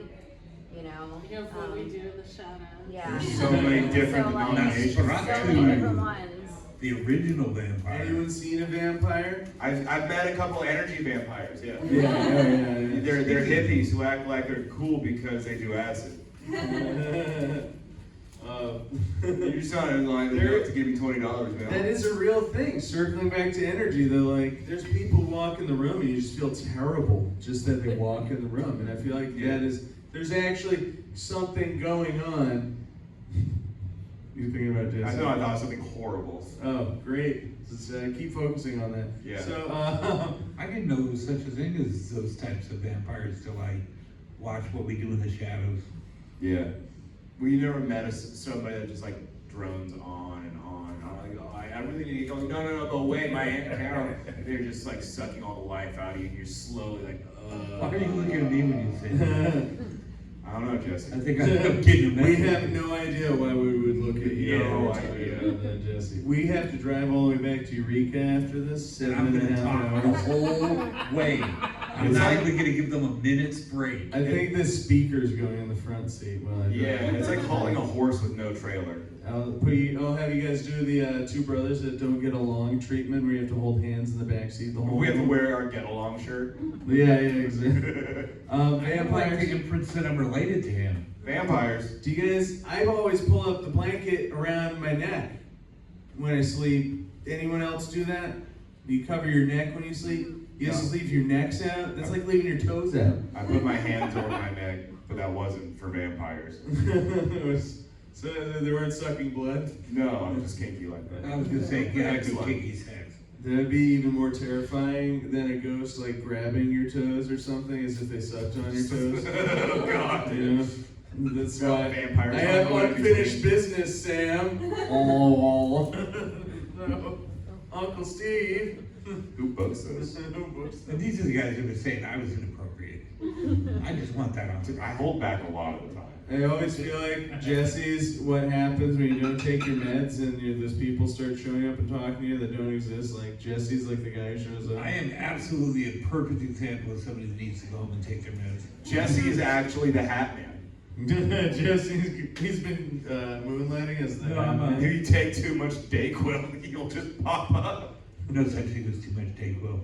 No such thing as too much Dayquil. Fuck, dude. Some of the definitions of vampire are also called vampire in popular legend. A creature often fang that preys upon humans, generally by consuming their blood. Vampires have been featured in folklore and fiction of various cultures for hundreds of years, predominantly in Europe, although belief in them has waned in modern times. I like that word, Wayne. Yeah, now it's the vampire's chance to come and suck. Dream travel. We're going through just the rest of these slides. Dream travel is something This that is happens what for it a feels lot of like when you take that first sip of McDonald's Sprite. It's just like that. That's probably where I got that image, was from a meme, you know? Probably, yeah. That's a good example of DMT. Ever Or so I'm told, not that I've ever done that. Okay. We'll get you to do DMT on the way home. Don't worry. Yeah, we'll get you some, don't worry. Do you guys, Have you ever gone somewhere vivid in a dream and you think it's a real place and you sometimes go back there too? What's with that, man? What's up with that? What's up with that? What's going on? Dude, I feel like these are real places, right? We're here right now. I see, are any of you guys fictitious? You have to tell me if you are. It's like being in a It's the law. This is, I mean, we go to these places. I return to these places a lot, and like I see these, like, you know, these. I got like possessed one time. Another honest story. I honestly had this dream, is what I'm saying. So, but there's this like Hugh Jackman movie, I think, that came out, and they're like in this like flooded area. All the scenes, he's just like trudging through houses that are flooded, and I don't know. I went to an area just like that. There's all these like floating filing cabinets and documents and stuff all around in this dream. And I see this desk across from me, and there's like this dark entity on the other side of the desk, like a little roll-top desk or something. You okay over there? Yeah. Have you ever worked with sound equipment before? Who books this? Who books this? So, as you guys might have experienced doing in your dream, when you see something scary, you try to go like, "Grr, go away, I'm tougher than you, I'll kick your ass, entity," you know? And then most of the time they take off. This time, this thing, every time, whole time growing up in dreams, been able to like handle my dream stuff. This time, instead of like scaring off whatever, it jumps over the desk and jumps right in here. I remember this part of my body, and I was like, "Oh, what the fuck?" And it like crawled inside me. And then I woke up, I was like, "Oh, great. Awesome, I have evil in me now." That's good." Yeah, and now every time I have to think about stuff, I think twice. I'm like, am I being like motivated by that thing that jumped inside me? That dream roach that burrowed in my consciousness? I don't know. Have, like, I think it was dreams, sand. babies. Huh? I think it was sand. Yeah, it was just me, sorry. It was just you. It was, yeah, it was me. I had to sleep next to him every night of this tour. He took pictures. Yeah, I he asked took no one to pictures do of me anything. sleeping next to him. That are, by the way, for sale after the show. Yeah. Some of you who have experienced dream travel may have stuff just like in this movie. Just like So that's an out-of-body experience as opposed to dream travel, which is when it's not, you're not willingly outside of your body, you become outside of your body. So you can astral project, which is when you remove yourself of your own volition, or you can find yourself outside of your body, and that's just an out-of-body experience. She's a sorcerer. Yeah. These Very sorcerers are technical, supreme. very technical dream travel stuff here. And so I do think that a lot of these places that you can go in your dreams, they are somewhere, you know, and so as you create your reality through your perception, next time you want something, bring it to yourself in your dream world, and you will have that in some way. Aren't fallen dreams the worst? It's like right when you're passing out, you just slam and you're all awake again. I think that's a bad dose of DMT. Well, do you ever hit the ground when you're dreaming though?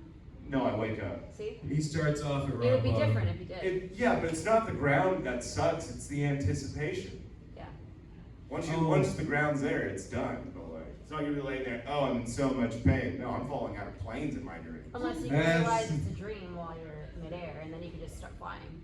It happens so fast. It doesn't even happen when I'm in the air anymore. I just hit ground. It's just black, I hit ground, and then I wake up. That's not what they say in jump school. They say the jump's fine, it's the sudden stop at the bottom that's the problem. Yeah, that is a problem. Astral projection versus OBE. Basically going over what I was explaining in the earlier slide about this different kind of stuff, but there's a lot to be aware of. I feel like there are elements of safety and danger when you are experiencing out-of-body experiences. Has anyone ever tried psychedelics in the room? Anyone into psychedelics?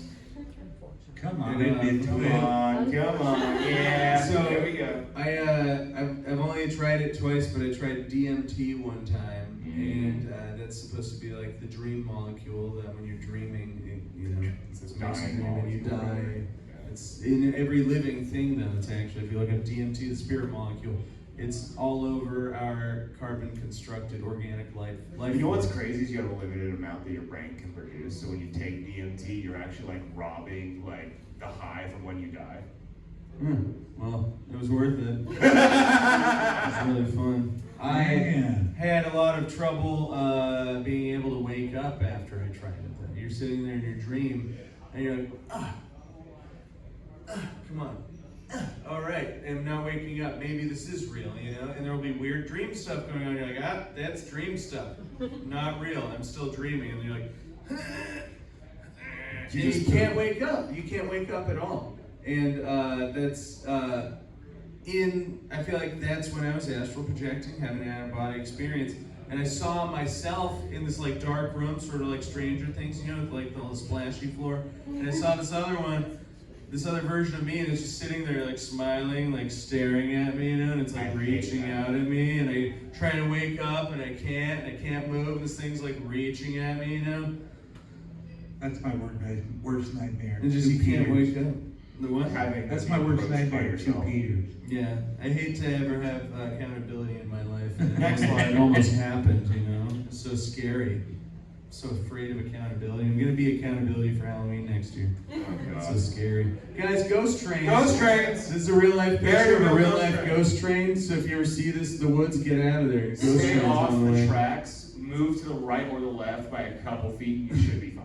It's very difficult to handle a ghost train in the wild. Yeah.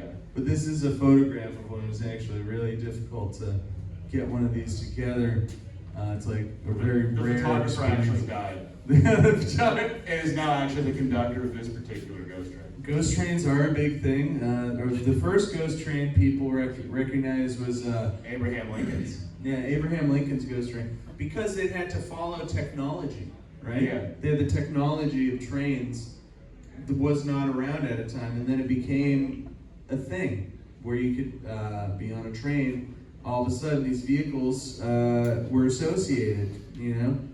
And with when Abraham Lincoln died back in that time, they would take the whole body all over the United States and show everyone their president, and they could mourn their president. And then after that, people, and I think that trip took a whole year because of what the times were like back then, for the train to get all the way around the United States to show everyone Abraham Lincoln's body. And then people say that it followed that same route in future years, many years and decades after. You could see Abraham Lincoln's funeral train in the dark of the night. Yeah, Abraham Lincoln possessed the train, and they say that you can hear him still freeing slaves in the new above-ground railroad. He's still out there. The above ground railroad. Yeah. Let me guess, it's white people doing that one, right? Well, it's a ghost, but whatever. I think this guy looks like a ghost train conductor. The hat, the other It's conductor. that. That's the spirit. Bigfoot! The Bigfoot. big guy himself. Anyone ever date Bigfoot? Why do they call him Bigfoot when he's got 2 feet? Wouldn't you at least let him take you to dinner? You know what I mean? He seems like a nice guy. I mean, so is Bigfoot gendered? Anyone think Bigfoot guy, girl? Yeah. Anyone? I always thought guy, but. Right? I Is think it it's just both. one, or is it I like know. the species? We don't Yeah. know. Yeah. Is it? Are they all blurring? You know? There's different denominations of big feet for sure, like Yeti. Yeah. They might reproduce like No. asexually, like some of those lizards. They like, reproduce through mitosis. Yeah. You It chop happens. off their leg and then it turns into another Grows into a one. whole new Bigfoot. Yeah. Well, they don't make it easy, you know? They find out you don't get to learn these things, you know? I can't believe something so big is so stealthy. It's amazing. We had Rowdy Kelly on our panel, who was a biologist that went out to Willow Creek, where the original footage that we've all seen, I think it's actually right here. This footage was Patterson taken. footage. The Patterson-Gimlin footage. Not to, but yeah, he had to document different areas of it's not Salmon Creek, it's another one. This area has a very specific name out in Hoopa, California, where this footage was taken, and he was hired by the state to go and reconstruct these different areas because they were so rural. And he's like, he's a biologist in real life, but they have him on all these Bigfoot shows because he reconstructed this area. And he's like, oh, this is exactly where that footage was taken. And so he was able to use this footage and be like, oh, that was right here. And he found the original location, and he didn't find a Bigfoot. He says, if you go out there, you would totally understand that you're not alone, and there's definitely stuff out there that no one knows exists. You're so in the woods that, yeah, a Bigfoot could totally exist. And I didn't want to believe him, but he found, when he was out there, the footage that he was taking for this study, they discovered an extinct species of flying squirrel that they thought had been gone for so long. And they were like, well, you know, I mean, this is supposed to be extinct, but this is here. How could a Bigfoot, Gigantopithecus, the ancient 8-foot-tall ape standing on his hind legs, it could still be out there and reproducing, and we wouldn't know. And I've spent a lot of time out there. I mean, if you're standing in a clearing like that, it is so heavily forested and brush that something could be behind there and you wouldn't be able to see it. This is Bigfoot as Fozzie Bear. Somehow scarier. Way scary. He's coming for me specifically. I tapped on that button too early. Spoilers. That wasn't subliminal messaging. Just keeps going back and forth. All right, next slide. All right, so this is the give me money slide. We gotta throw that one in there. What do we got? That's to follow Paranormal Open Mic on Instagram. It's really fun. We got a ton of content, free tinfoil hats at all our shows. We're stand-up comedians too that love performing. We would totally do your wedding, do any shows that you guys book in the future for entertainment purposes. We're gonna put on a cool video to watch in the background.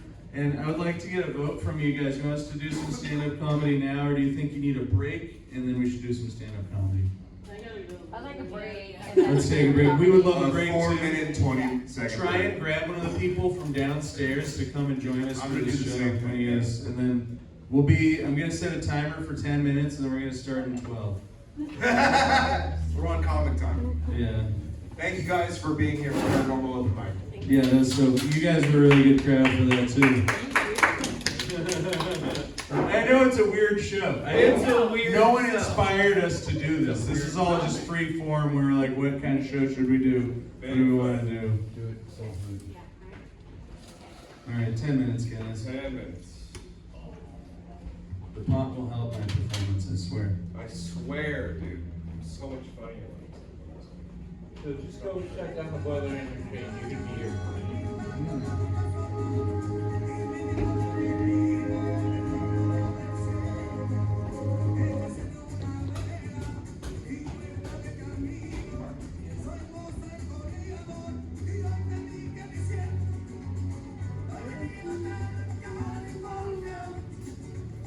Gypsy games? Yeah. I'm a karaoke DJ in the off time. It's such a lovely place. Oh, dude. Gypsy games they don't do this one. They do Ben Ben Maria on karaoke, but I want to do this one. I'm going to do karaoke DJing. I don't want a real job. I do entertainment stuff.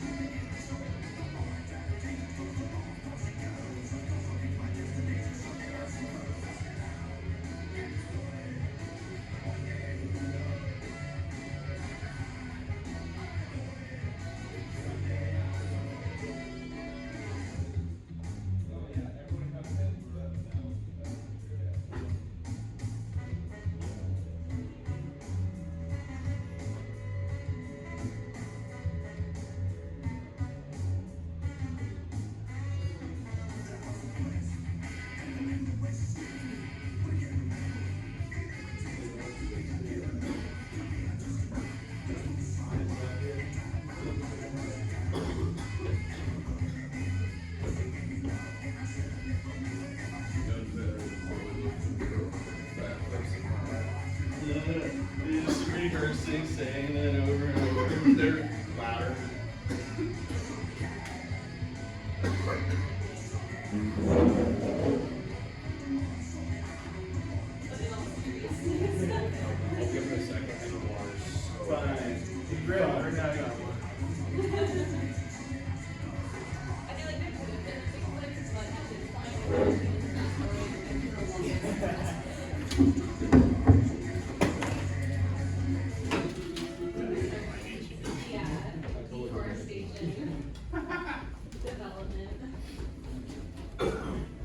What are we listing evil?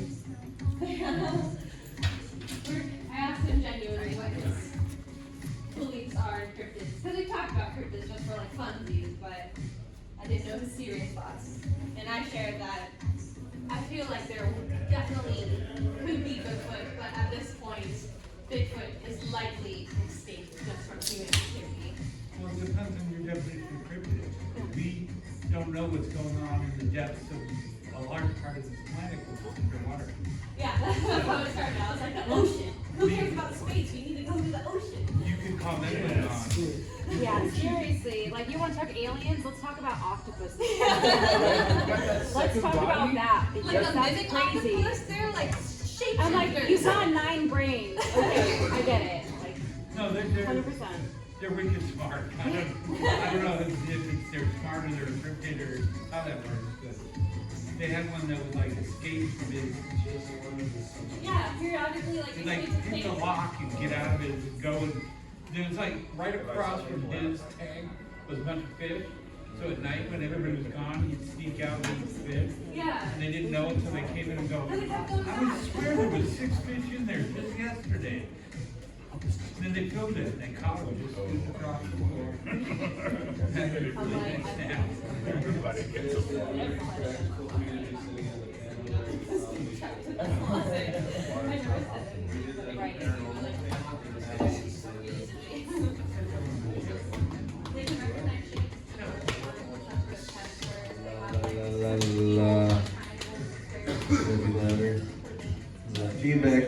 Feedback.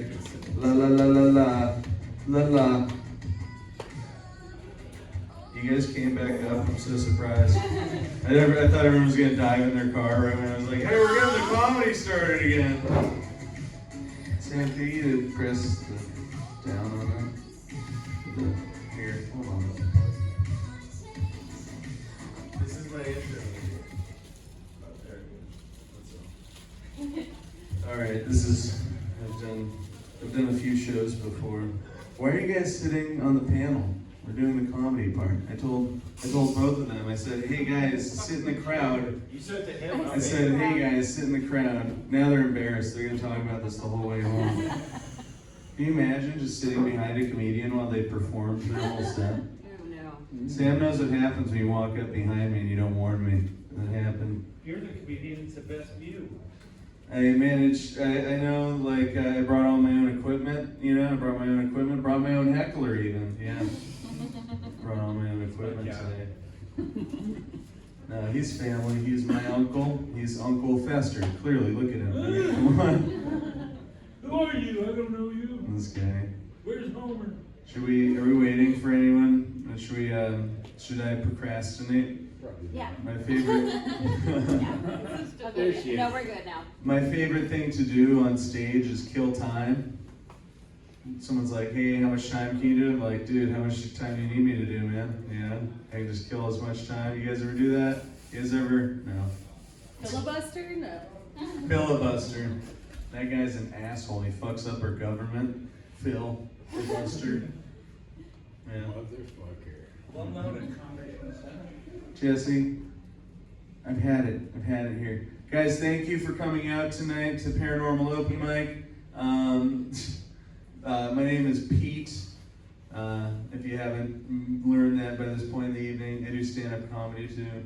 My name's Pete. Something you can know about me is that I'm not a fan of reincarnation. Why? Shut up. You do want someone front and center in all your comedy shows, just not the guy that you're doing the tour with. It's just so obvious. Okay, why? No, neither. Can't even get through one joke. I'm glad there's stairs. I can make the gravity kick Jesse's ass on the way down. Just You know? because I don't even I have got to a do bigger it. laugh. Right? This guy. Why? Thank you. Finally. My name's Pete. I'm not a fan of reincarnation. You guys know why? No. Because who would ever want to repeat themselves, you know? Why are you making that noise? Did you hear it right? I'll do it one more time for you, just in case you didn't hear me right. My name's Pete. I'm not a fan of reincarnation. You guys know why? Because who would want to repeat themselves? I can do it a bunch of times if you want. I'm excited tonight. I got my old girlfriend coming by. She's not my ex. She's 97 years old. She's my old girlfriend. We have tons of sex. It's crazy, you know? All the experience in the world. You see a lady out front with a walker who looks disoriented? That's my old girlfriend. Point her in this direction. She's going to have a hard time with the stairs. It's my old girlfriend. I don't say my old girlfriend if they're my ex. I put it as it is, you know? They're under new ownership now. Yeah, it's a little easier on the ears, you think? My ex, what is it? There's supposed to be treasure beneath the X. Why do you want to call that the same thing as we just broke up with? That's just, you know. I think, anyone ever just like not happy with their ex right after the breakup? You guys just love your ex the most right after the breakup? Is that how that works? Yes. Yeah. Sometimes I clap or boo too. Or laugh. That's also, it is a comedy show. The stairs were a lot tonight. I'm glad there's not stairs again on the stage, for example, because my knees have been killing me ever since I had ACL surgery. Those of you who don't know what ACL stands for, it stands for adjusted cock length. Yeah. Now this thing's so big and heavy, carrying it around all day, man, my knees have been killing me, you know? This chick took one look at it, she's like, Pete, I want to make a mold of your penis. I was like, why? It's covered in mold already.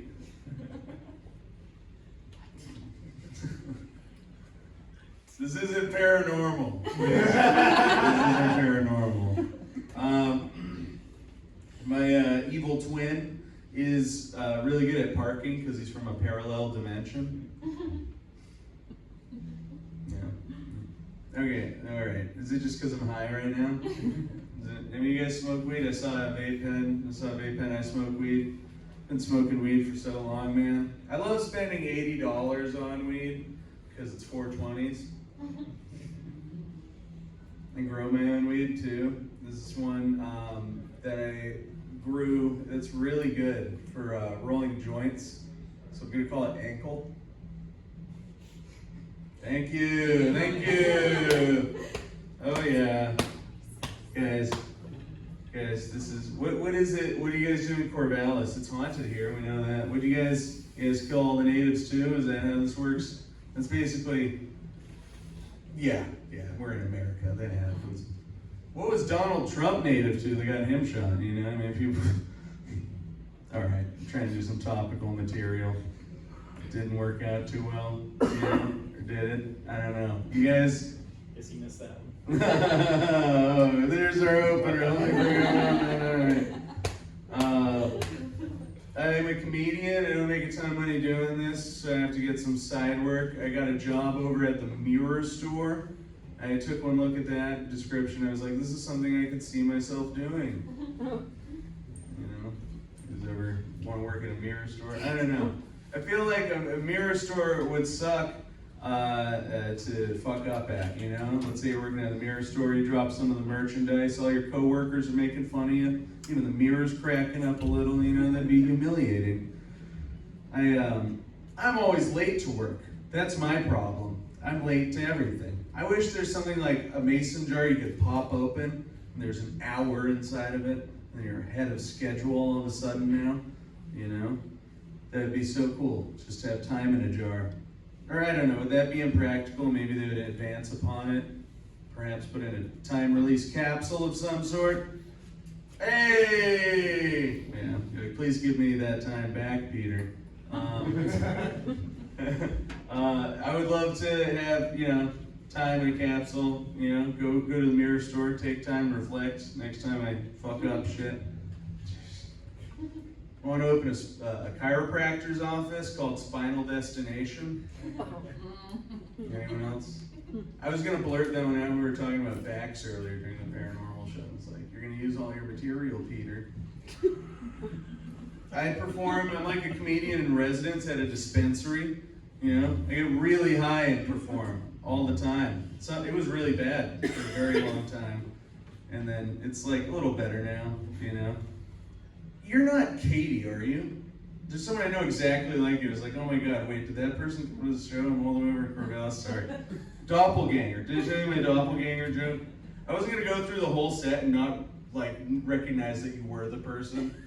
Well, okay, cool, not Katie, great. Focus on material.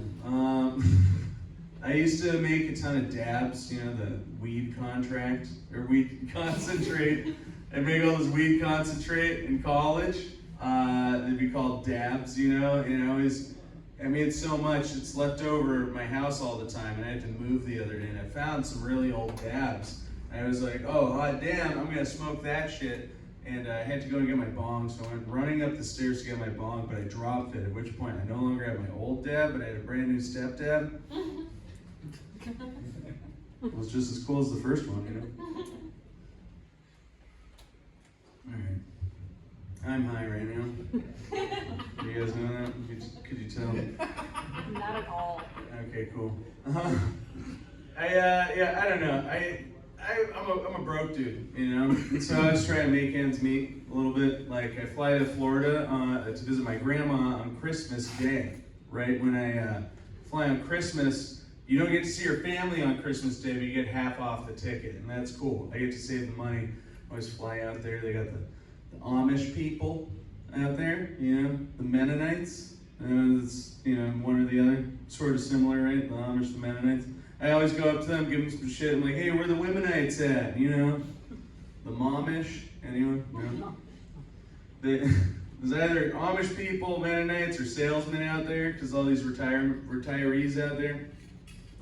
And I talked to the salesman. He's going around the cul-de-sac selling hearing aids. He's getting $5,000 a pair for hearing aids. Could you imagine that? $5,000 a pair, and they don't change the product name to something besides AIDS? No? If you send a box that says AIDS on it to my front door, I'm going to put on my seeing herpes and make sure I'm reading it right, you know? So I fly home. I get home on Christmas, and my friends know that I do this special deal when I fly in after Christmas. They leave my Christmas gifts out for me. I opened my first gift. It was a Roomba, which is kind of like getting a puppy for Christmas. You put it on the floor and it just goes, you know? You got a Roomba. We came from Eureka to do this tour. That's also the name of a vacuum company, Eureka. They had a board meeting. They're like, I don't know, guys, what sucks more than anything? And someone's like, what about Eureka? Bam, vacuum cleaner company. Had a great name, you know? Eureka sucks a lot. I don't know if you guys have been there. We're not there. We're very far from Eureka. That's the choice we made when it came to what we were going to do with our time. Corvallis isn't necessarily very close. So I go, open my second gift, right? I'm over at my house. The Roomba's just going all over my house, you know, sucking up all the shit I leave all over the floor. I open my second gift. It's just a big bag of cocaine. Right? That's cool. It's Christmas Day. It's a white Christmas after all. I don't have my mirror, so I gotta go and find it. Go to get my mirror, running up the stairs. I trip on my stepdad, you know? Fucking drop the cocaine everywhere. All of a sudden, the Roomba's like passing by at the same time, sucks up more cocaine than I've ever seen any human do, you know? So I guess there is something to robotics and AI after all, you know? Instead of vacuuming my floor, now the Roomba's all jacked up on cocaine, so it's just going up the wall sideways and shit. Getting the battery and my smoke detector and all the cobwebs out of my rafters. This thing's insane. So I call my buddy, I'm like, bro, you gotta get down here and check out this cocaine Roomba that I have. Does this bit suck right now? It's a vacuum bit, but I don't know. That's funny because that probably means that it does kind of suck right now. I got everyone to laugh. This is bad. All right, so we're in 2Towns Ciderhouse, you know, upstairs. There's no elevator. I invited so many people in wheelchairs to this show. They're fucked. They're all downstairs, you know, with my old girlfriend. You know, I left him some dabs on the stairs. This is normal for me. This is a normal comedy set. Where was I in the fucking, oh yeah, so I got my Roomba. I call my buddy up to see this Roomba. I'm like, hey man, you gotta get down here. You gotta see this cocaine Roomba I got. But when he gets there, it's just coming down on the cocaine over in the corner. I'm like, Roomba, come on, do the thing. Go up on the ceiling again, you know? And it's like, give me more cocaine. I was like, whoa, you get the cocaine after you clean my house. Which is what I used to tell my ex-girlfriend all the time. No? Anybody? All right. You can clap or boo. You can boo. It's, you guys can. I actually, you know, other times people do other stuff. I had my first flight of beer at a comedy show and someone just threw it on my head. You know? Oh, I have this hat on, don't I? Shit. All right. What do you guys, you guys like impressions then? I'll switch it up. I got impressions, right? Here's my impression of the guy who invented glass. You ready? We excited for this? We vibing? We like impressions now. Ooh, this is my impression of the guy who invented glass. Ready? I want to make one thing clear.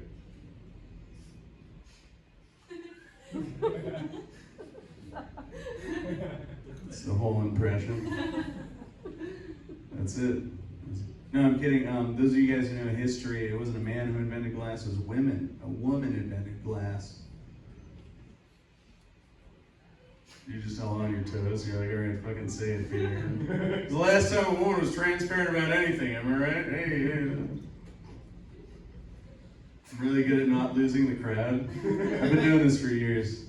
You guys will see me on Netflix later, probably. You know, all right, true story. This isn't a joke. This is what happened. I made this event. I called Hannah here. I was like, hey, I want to do this paranormal night over there. She's like, all right, who are you? What do you do? And I sent all my information. I recently changed my stage name from Peter Nelson to Pete Nelson, just to occasionally shake stuff up when people put down my name wrong and they say Pete Davidson's coming. Then I get a bunch of people to come to my show, right? Yeah, that happened for this one. It was advertised, Pete Davidson's coming to 2Towns Ciderhouse. It was great. This is how many people showed up for Pete Davidson, so but that was fun. You guys, fine, I'll do jokes, God. I go to Planet Fitness, or some of you might call it the shower. Yeah, no? What's with that whole place? It's always full of squatters, am I right? Man, this whole night is just like a bunch of heavy lifting. It's not even a real planet at Planet Fitness. Ladies, never date a guy who goes to Planet Fitness because that means not only does he have a small dick, but he's also poor, you know? All right. You guys must not go to Planet Fitness. All right.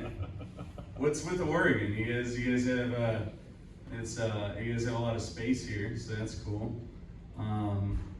Mostly white people here. So is that Oregon, or is that just like the kind of crowd paranormal stuff draws? All right. Okay. Cool. So we came from Eureka. It's way down south. It's like a fishing community, you know. So things are a little different over there, you know. Like if someone points at you in the bar and they're like, that man gave me crabs, that's a good thing, you know? It's a fishing town. Everyone wants your number. If someone says you gave them crabs, they want crabs too, you know? This is good. I'll fucking keep going. Let's do this, guys. All right. I talked to my buddy the other day. He was just like, woe is me. Our father left us when we were young, right? And the trope, our dad ran out on us. It's so sad, right? I don't think it's sad. You know what's really sad is when your dad won't leave and you want him to, you know? Get the fuck out of here, Dad. No one wants you here, Dad. Just go, okay? You know, you go leave your dad in the woods. He follows you back home. It's like, God damn it, Dad, what did I tell you, you know? We're stuck with Dad again, you know? That's gotta be way worse, no? I'm not a dad. I might be a dad. I don't know. You guys, who's a parent in the room?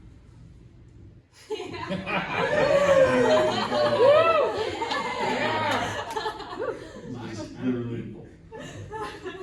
This is fun. People with time to kill on a Sunday. Yeah, we're definitely killing something here. This is gonna be like, this whole room's gonna be filled with the ghost of all the time that we killed in here.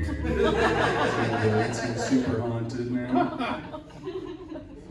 I like aliens. Aliens are cool. That's why I do the paranormal show. Aliens are great. I want a UFO. I want to meet the female aliens. I want to be like, hey, honey, it's really hard to find a job in outer space being a human and all. Can I just borrow the UFO for the day while you're at work? You know? UFO would be fun. You guys don't want a UFO? What? You can drunk drive a UFO? When's the last time someone's been like, oh, slow down, you don't want to get the space cops to pull you over? Not a thing in this quadrant, you know? You take a UFO drunk driving all day. It's a UFO, it's probably got like 20 cup holders, you know? All right, you guys UFO experts now. I think we established I'm the UFO expert, you know, the guy who just established. I'm the expert on the fictitious in this room, clearly. I make up shit, no? Fucking I gotta stop just like doing anything and actually do material, right? I don't know, I go to Planet Fitness a lot. I like UFOs and aliens, you know? I think that's cool. But what if like a UFO landed out front in the parking lot while we were all here right now, right? And a bunch of buff aliens come out and like, we come from Planet Fitness. Take me to your Peter, you know? What are you gonna do then? You guys wanna see the other comic? We have another amazing comedian. I think I've had enough fun with you guys. This guy, so his Instagram tag for when you follow him after this is Taxi Cab Samurai. He came all the way out here from the Central Valley. He performs at various comedy clubs out in Sacramento, the Grander area. He co-produces the Bigfoot Comedy Festival. I would love to see everyone put their hands together for Sam Mallet.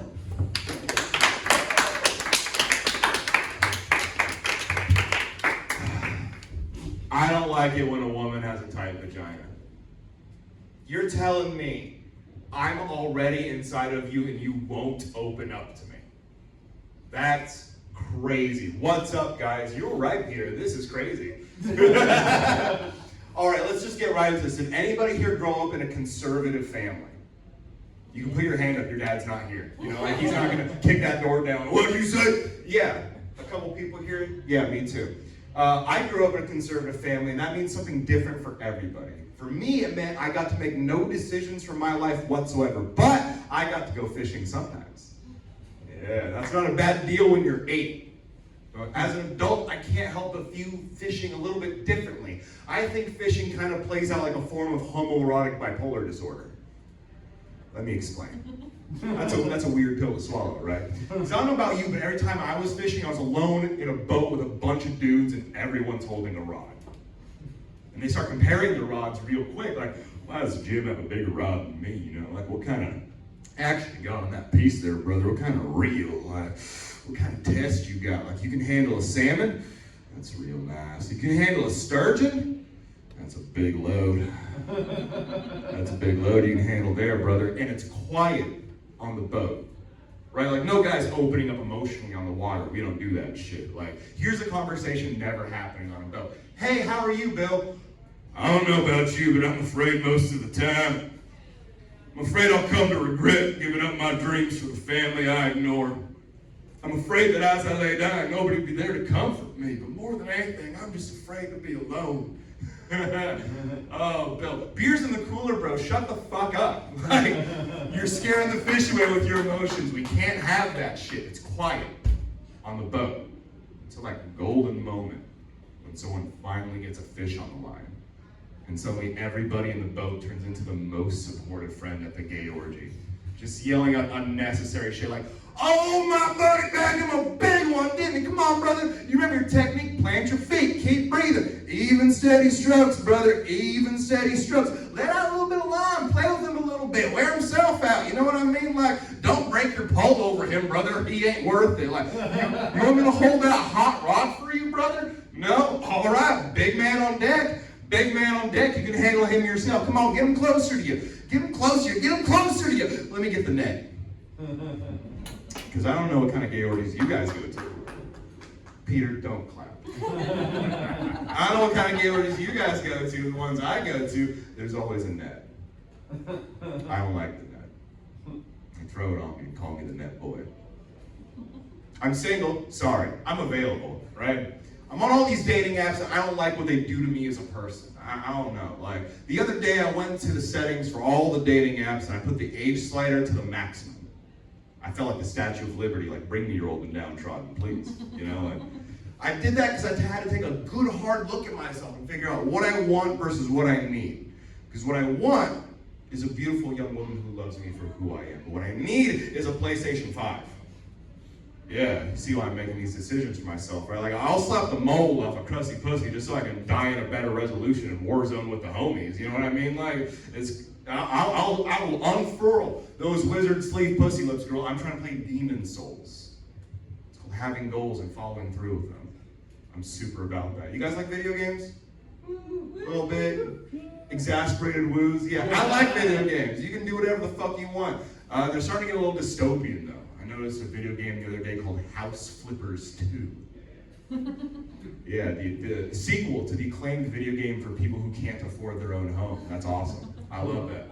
You can live out all kinds of fantasies in video games. Like, if you want to live out the fantasy of owning land, you can play Stardew Valley.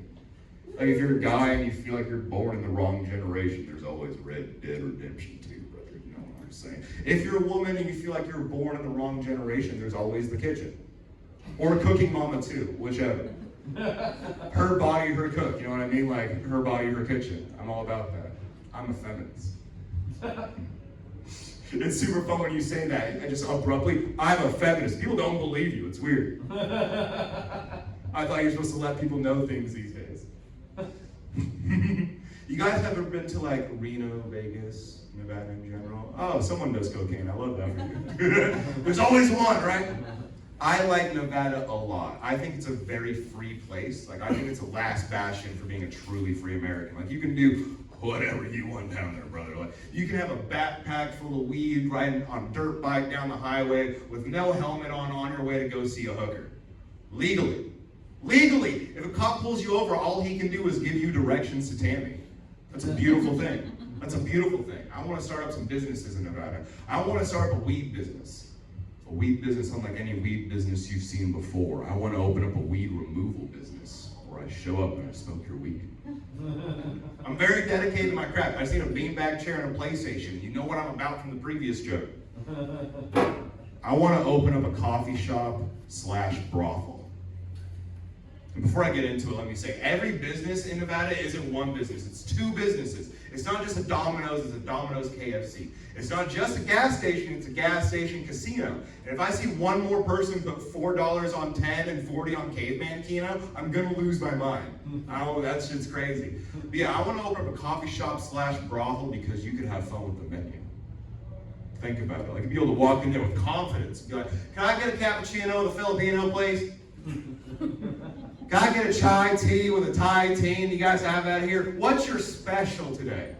Our special today is actually called the Upper Downer Special. That's an espresso with a depressed hoe. We have that every goddamn day. We have that shit on tap. You know what I'm saying? Like, got that shit forever. I love that. I'm single. Sorry, I'm available. And forklift certified. It's crazy, right? Makes no sense. I'm on all these dating apps and I don't think they don't work out. Bumble's not working out because I don't have a boat. You can't take the girl out to the lake on your personality, can you? A woman can't ride on your personality. I was on another dude's boat in the previous joke, you know what I mean? Like, nobody's hitting me up on farmersonly.com because I don't have a pickup truck. And that is a form of discrimination. It really is. Nobody's hitting me up on Black People Meet. I don't know why. I need help with my profile or something. Nobody's hitting me up on EskimosChill.net. I'm a very chill person. Nobody's hitting me up on MongoliansInvade.com. I'm just trying to break down those walls. You know what I mean? Those inner walls with you, girl. Just trying to. One history major. I love that. There's always one. Also the one that does cocaine. It doesn't make any sense. I don't know where am I. I am from the Northern Valley, and it was fun. Leaving where I was from, it was like 115 degrees. And I ended up in Eureka where everyone was complaining that it was 85. I'm like, guys, this is fantastic. When I left the town I was in, it was on fire. People were evacuating the town of Orville was on fire. I get to Medford, Medford was also on fire. It was like they're welcoming me, like, oh guys, I missed home. That's so cool. Was that California appropriation? Is that what Oregon was doing? Is that just a West Coast thing? Are you guys on fire too a lot of the time? Yeah, okay, it's just a West Coast thing. Hey, yo, represent, West Side, dog, we on fire. Our shit's gas, dog, we on fire as fuck. Like, shit, we got that heat, you know what I'm saying? Like, 115, we have that heat. It's fucking hard. Hard. Let me give you some insight into who I am as a person. The last house party I went to, I chose not to drink alcohol, and instead, I took acid and watched the Lord of the Rings Extended Edition while everyone was passed out. All three of them. Oh, I will do the extended editions. I was extended the whole time, and it was great. Like, normally I wouldn't recommend a movie that has your name in it a lot, unless you're on acid. On acid, don't watch a movie that has your name in it a lot, unless that character is Samwise Gamgee. That was very reaffirming for me. Right? It was amazing. I was crying at the end of every movie, because like, Frodo does need me, bro. Like, I can help somebody. I'm freaking out all the time. I'm watching Gimli and Legolas and racism. That was cool to see while on acid. It was like watching it for the millionth time for the first time. It was really cool until something catastrophic happened. So these movies are long as fuck, and I'm watching all of them. So I'm like a quarter of the way through Return of the King. They're doing some shit in Gondor. I don't care. I don't want to see the dude eating tomatoes again. So I decided I'm gonna take a quick little, just a 5-minute rescue. A little quick 5-minute rescue. It's 9 in the morning now. So now my buddy woke up and did the worst thing he could have done to me. He changed the channel. He turned it off. He took it away from me. He took it away from me. He took away my precious! I freaked the fuck out. I bit his finger off and I hopped in a volcano, you guys. That was the hardest freak out I ever fucking had. You guys want to hear another drug-related story? You guys like drugs? Kind of, okay. Very exasperated clap. Drugs? So last year I had the great graces to go up to Washington to do comedy for a private show for a bunch of hippies in the woods, right? I learned a couple things that trip. First and foremost, going up the West Coast, I learned that the farther you get from California, the uglier people get. It just makes sense. Like California, beautiful. Oregon, I'm not saying anything bad. You guys are great. Like, it's fine. You have beautiful people, but it's not LA, it's whatever. You guys are beautiful. Getting up to Washington, going through Seattle, I'm noticing a lot of long necks on people.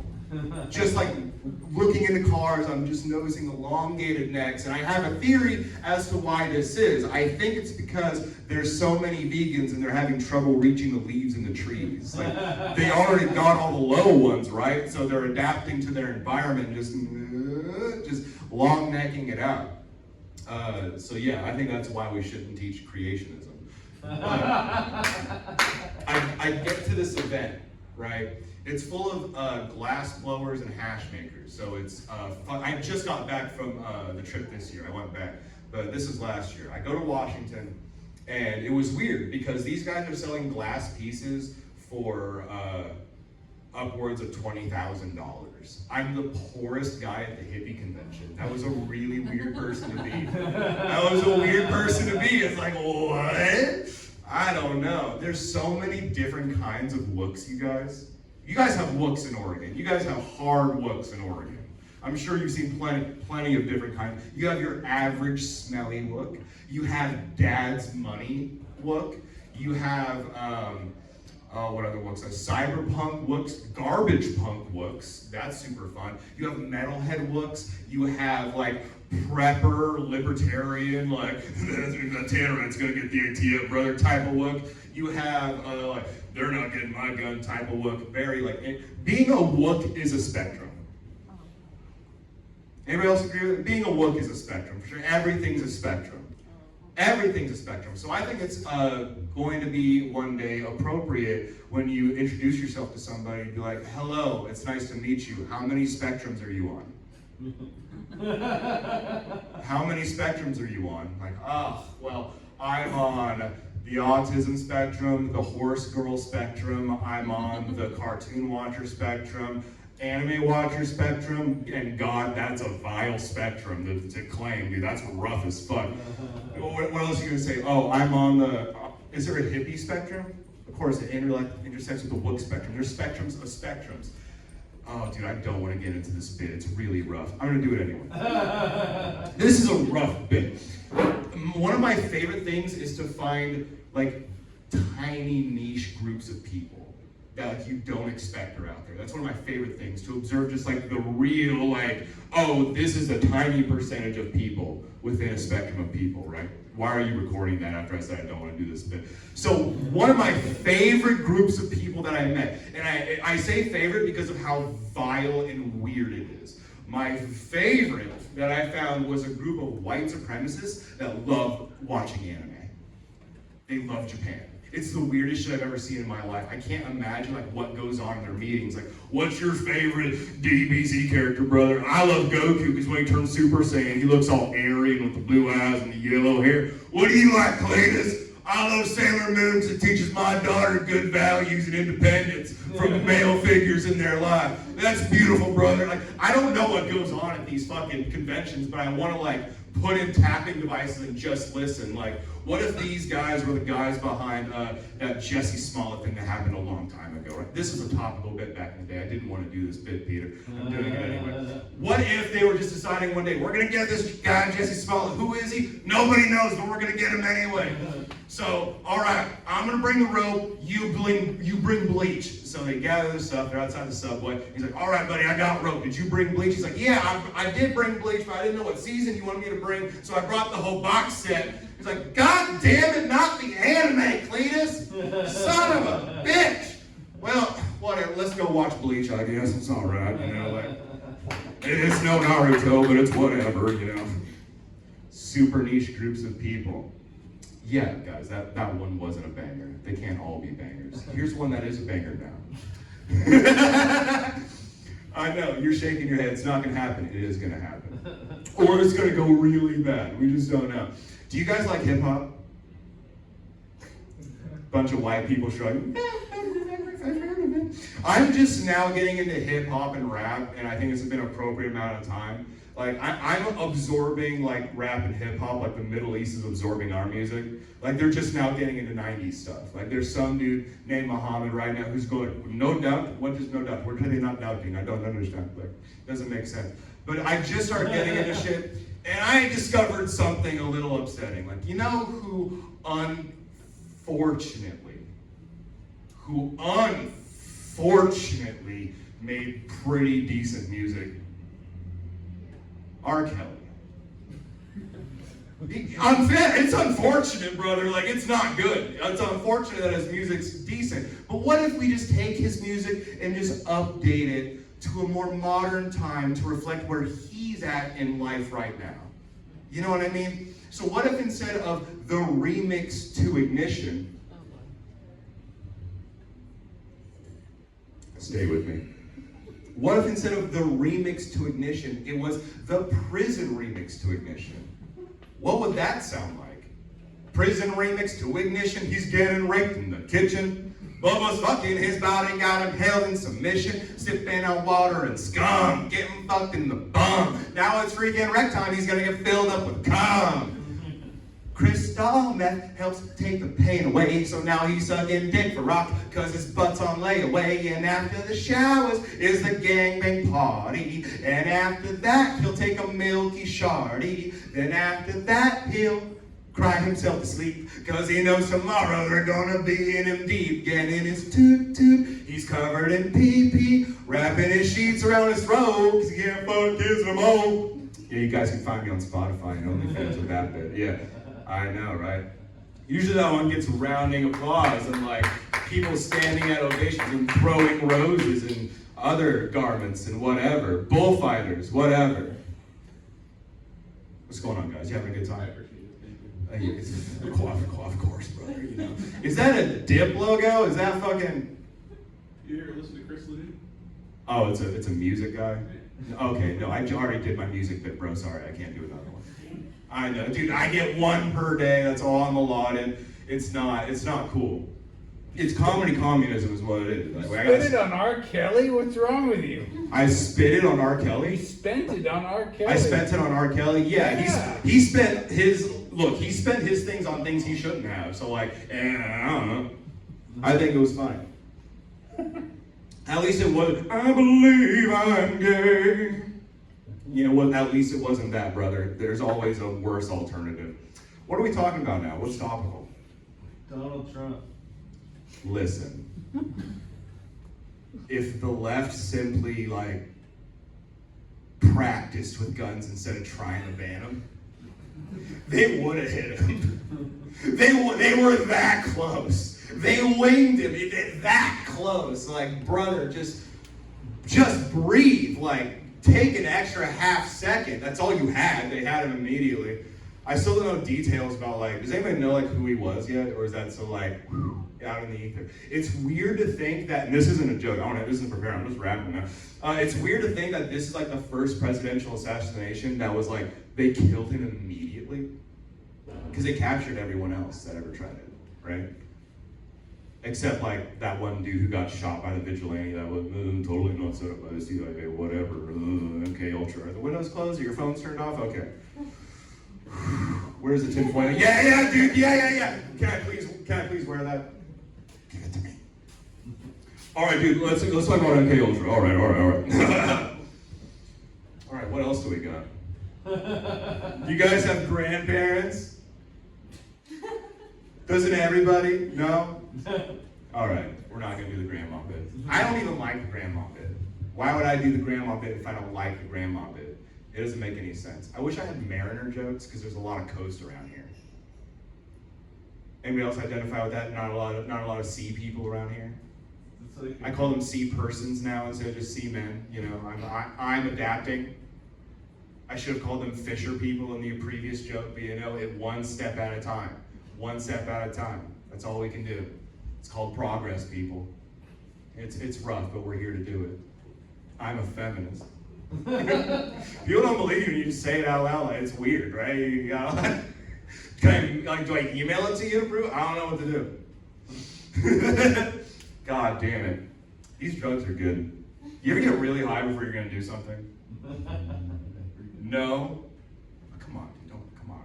The gym. The gym? Grocery shopping. Grocery shopping? Hey, yo. If you go to the grocery store high, you're just gonna end up with like a bunch of stuff that like sounds good in the moment though. Like, oh dude, I really do need Muddy Buddies. Like that's part of my new diet plan is Muddy Buddies. Like those little bakery brownie things from Safeway, dude, fuck my butt. I need 20 of those right now. Oh, the little one bite? Yes! You know. I know. Bro, I know too well. Those motherfuckers took a tooth out of my head. That's all bad. It's a molar, it's fine, you can't tell, nobody cares. You don't care if it's a front tooth and you can see, then they think you're a freak, right, bro? Yeah, you know what I'm talking about. Yeah, you know what I'm talking about. This dude looks like the second son of a lord in Romania who's like really spiteful that he's not getting the throne and he's plotting to poison his older brother. Yeah. Someone get this man a cake, please. Jesus Christ. Do you have a raven at home, bro? Like his Fuck off! You have two. What are their names? Sir Walton and Dalton. Sir Walton and Sir Dalton, brother. Oh my God, repping the Corvid shit. A Corvid. Oh my God, dude. They can hear. Okay, you've ruined my whole evening. I love that. That's so fucking beautiful, brother. You write poetry too, don't you? God damn it! It's a curse and a gift to be able to be seen is to be loved. I love you, dude. Thank you guys for coming out. This is awesome. I'm trying to burn through all my material. We're killing time. We're making time bite the curb, and we're just stomping and killing. We're killing time. That's what we're doing. We're killing time. That was a rough movie, wasn't it? American History X. Oh yeah, we're not talking about that. I already did my anime bit. Yeah, Peter. Oh, come on. Are you any better, brother? No. All right, guys. I think I got one joke left in me before I have a spasm and have a heart attack. You guys down for that? Yeah. We were down 4 jokes ago, Sam. What the fuck are you talking about? All right. I'm down for the heart attack. So I live in California, right? So I'm very spoiled on like authentic Mexican food. So I was in a taqueria buying a burrito like I do any day that I have money.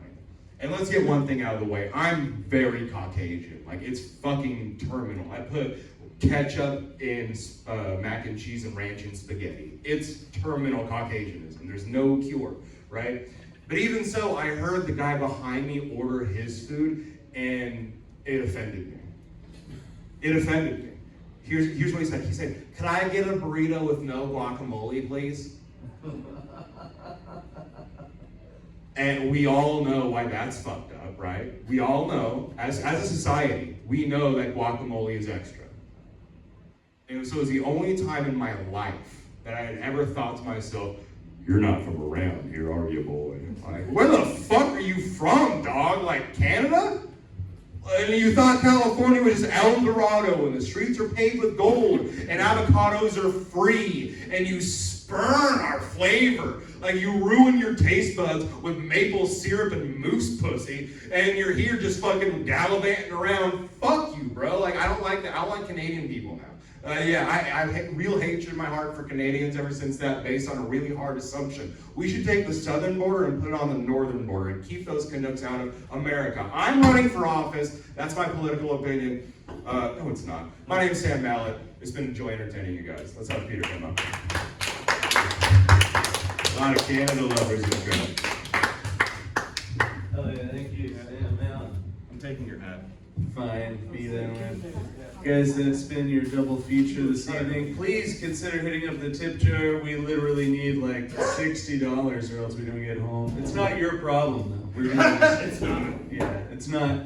There's no obligation. It's just we'll just have to have Jesse do weird stuff on Give the street money. corners. We're gonna just do this again and again until you do. Okay. So get your pain over with now.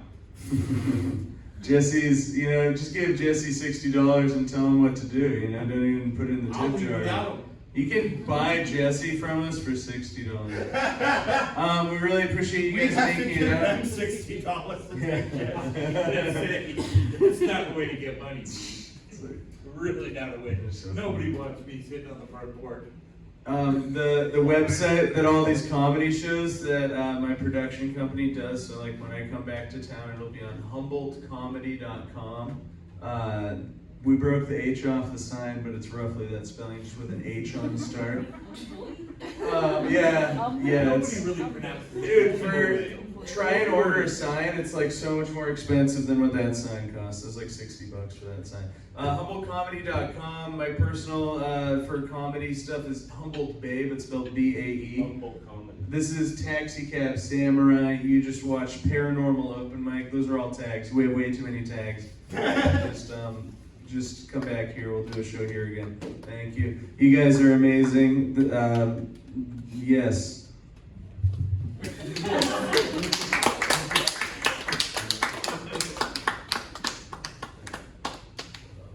Who books this? Who books this? I forgot to do my Thank you.